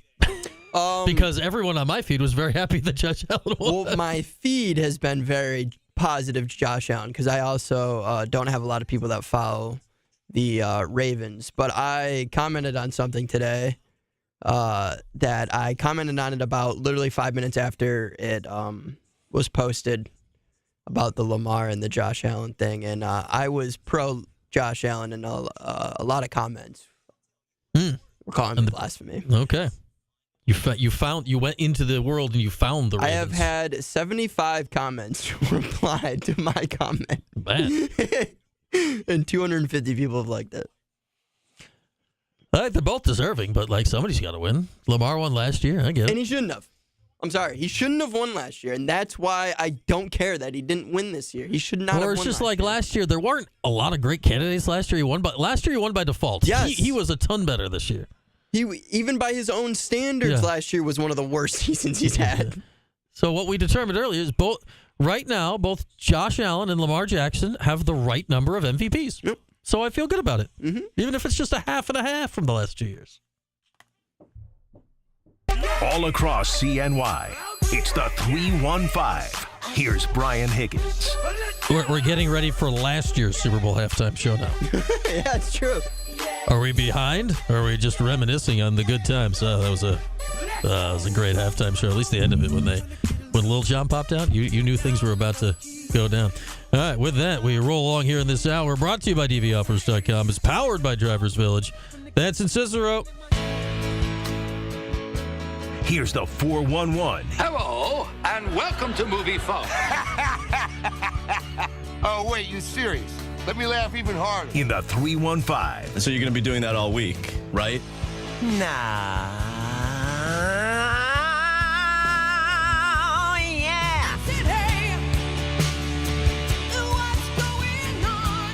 I don't think my Kendrick Lamar knowledge is very strong, Mike. Well, No? I'll find out during halftime tomorrow, I guess. I am so excited for halftime of the Super Bowl. I get he's very popular. I just he's fantastic. I'm gonna learn which ones turned out that songs I knew that I'm not sure if I know them or not. This is the only Super Bowl I've ever watched in my entire life where I am more excited for the halftime show. Kendrick Lamar is one of my favorite rappers. He's been since I was in high school. He just won a Grammy. Just won. Yeah, he did very well at the Grammy Awards. He's had a great year. Did I say halftime show tomorrow? Yeah, you did, but I knew what you meant. I'm very excited. No, They're actually doing a matinee tomorrow. A matinee. Are the tickets cheaper? I catch the men. It's Sunday, halftime. Yeah, halftime tomorrow. We get it out of the way. They play the game on Sunday. I'm really excited to see Kendrick Lamar. The last time they had a rapper on for the halftime show, it wasn't just a rapper. It was a whole ensemble. You had Snoop, Dr. Dre, Eminem. Everybody came involved. That was fantastic. And with everything this last year that's happened with Kendrick, with his whole beef with Drake, he's going to put on for the city. I would be shocked if he doesn't have a plethora of people with him at certain points. Like, I'm sure he'll do a great show. I just don't know if I don't know how many of the songs I know. I'm going to be... Yeah. Like, I understand people like him and he's talented. Just went viral. Yeah, I just don't know if I'm going to be watching it, if I'm going to know the songs. I'm going to know every single one. I'm excited for it. I might. I don't know. That's what I'm not sure. It'll be a great mystery. You can text me throughout. Be like, hey, this one's a good one. Okay. Maybe I'll let you enjoy it, and then I'll bother you at the end. I don't want to interrupt your enjoyment of it. I appreciate that. Yeah. Don't take me out of it. Okay. Let me get in there. Yeah, like I don't want to ruin your flow. Yeah. Oh, I see what you did there. Yeah. Rhythm and flow. Yeah, that'd be no good. Well, let's talk about what everybody else wants to talk about, not just us. Okay. And that is Super Bowl Sunday, yet again. The Chiefs and the Eagles rematch. Chiefs looking to do a three-peat. Eagles, Jalen Hurts looking to put himself on the map as one of the best quarterbacks in the league by grabbing a Super Bowl championship himself. What are your expectations? The line is even, which to me is very surprising. I kind of expected a little bit more towards the Chiefs, given they're going for the three-peat. Better season overall, stats-wise and record-wise. What's your expectations? My first expectation is I got some leftover pulled pork in the fridge. Do you? Yeah. I'm thinking pulled pork nachos on Sunday. That's great. Great. Yeah, okay. Great idea. So yeah. that's what I was thinking just now. As far as the game, I'll be eating some pulled pork nachos potentially during it. You got to have your snacks for the Super Bowl. They're very important. The game 2 years ago was so good. It was good. It was really so good. Back and forth. Great game.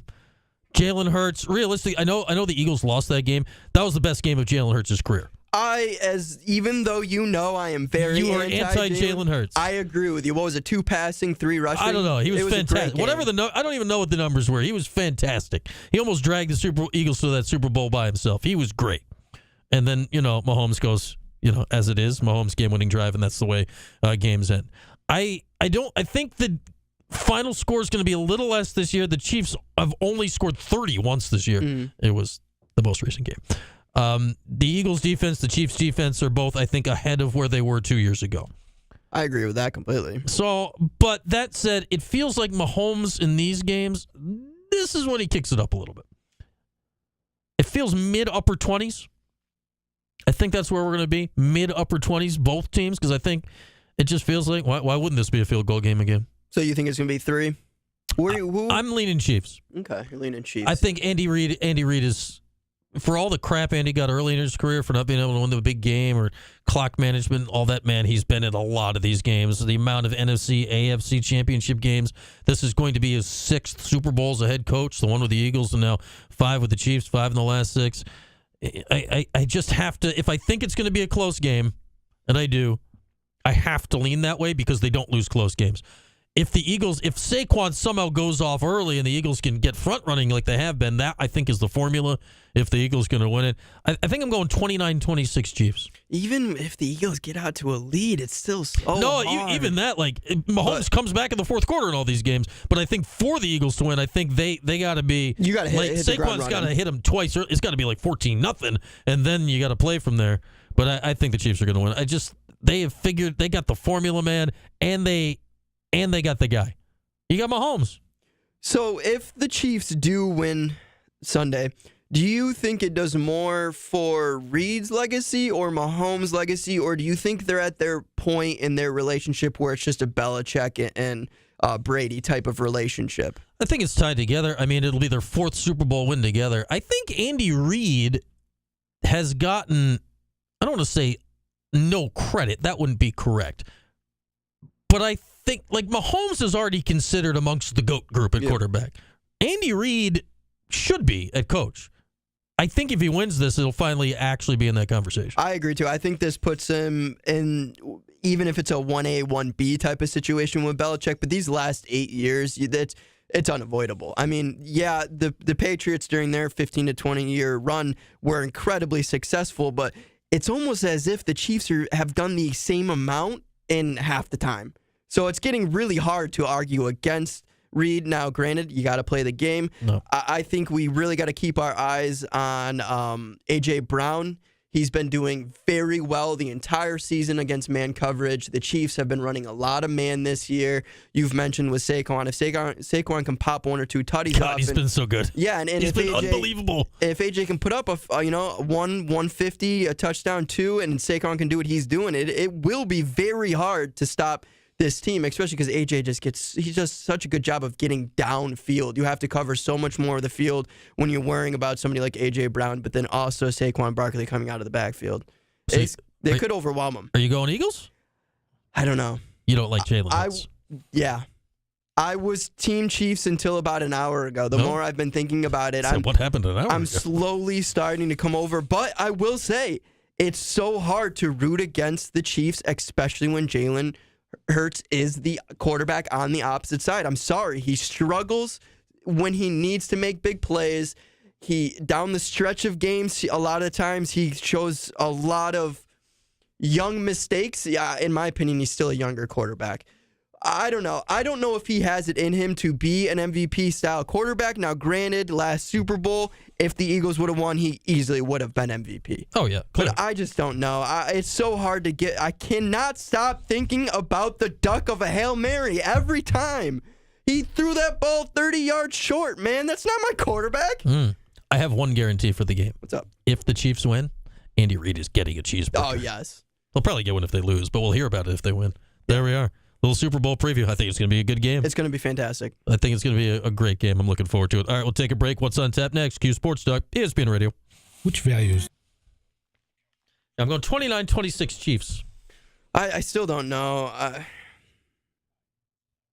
I think it really depends on how A.J. Brown does. I think if he can get a lot of probably 3 or 4 quick catches in the first drive or two to open up the backside, it'll leave a lot of room for Saquon. Like 75-yard touchdown. See, that's it's the like thing. every freaking game now. It's That's nuts. the thing, man. Like, he's gonna bust one off. He's gonna bust maybe 2 off. If A.J. Brown gets going, I don't know if the Chiefs can stop these guys. Chiefs defense is really good. It is really good, but you know what else is really good? Eagles defense. Yeah. It's just tough. It could, I mean, the real answer is like who's going to be better in this game, Jalen Carter or Chris Jones? Like this That's could be a like good who's got the question. best defensive tackle? That's a good question. Because, I mean, that Chiefs offense, when they lost the Super Bowl to Tampa Bay, they were really good. Like, there was no argument that the offensive weapons, their line was really struggling. But their weapons on offense was fantastic. But they got the Super Bowl they totally lost? taken off. Their line was so injured, and Mahomes Yeah, it was just tough. got he got destroyed in that game. And you got, like, Mahomes, like a half a foot off the ground like this, throwing the ball 45 yards while someone's tackling him. He just swung his body. All right, I'm leaving. Yeah, the Chiefs are very healthy right now. They are very healthy. Yeah, they were not. Line is 0 for a reason. Or even, I should say. Yeah.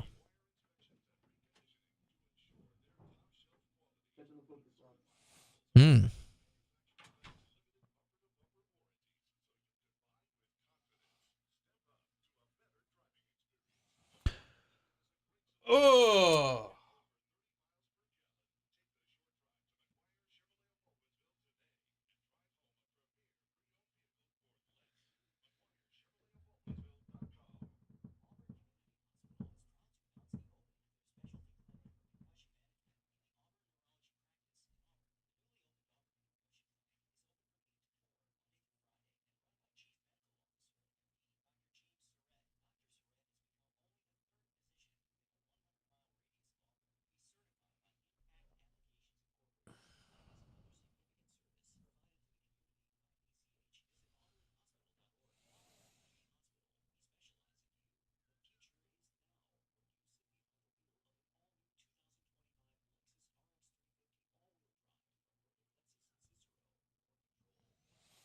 Which is impressive in its own right, KC fan. I plan on it, Tim.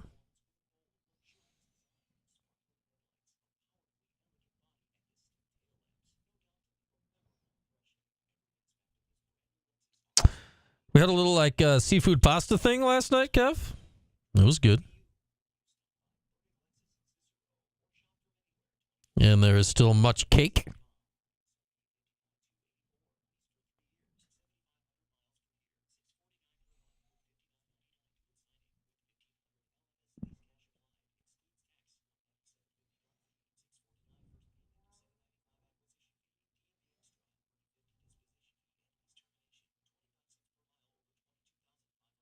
Yeah, that's true, KC fan. Like I can you become a truther, and I'll come for you. I will come for you.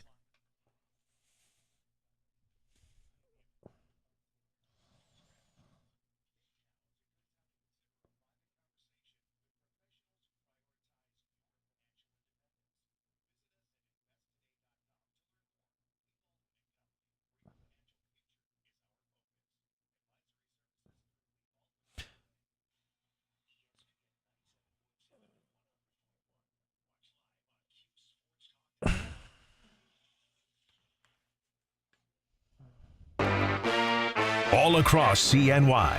It's the 315. Here's Brian Higgins. All right, back at it as we head toward the finish line on a Friday. Here's what's on tap tonight. Oh, what do we got tonight? Crunch Comets coming up at 7. Lucas will have countdown to crunch time for you in about 50 minutes from now. The second we're over, you can flip on over to TK. The Lax broadcast has been underway for 25 minutes or so. Woo.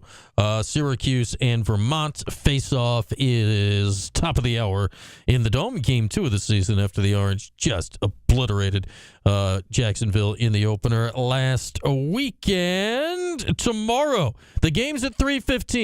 Yes, that's not a misprint. Yes, that's a weird time. Go blame the CW. Our pregame, we're starting at a nice top of the hour. We like to lock things in right on the hour so we know what's what. 2 o'clock pregame starts. We'll end at 3, so you have like 15 minutes to deal with yourselves. 2 o'clock for pregame tomorrow. I'll be with you then. I'll be with you postgame tomorrow. Cuse and Boston College in the Dome. With that, enjoy your evening, everybody. Back with you tomorrow to talk some hoops. Super Bowl Sunday, and we're back Monday here at 4 on Q Sports Talk and ESPN Radio. The 315.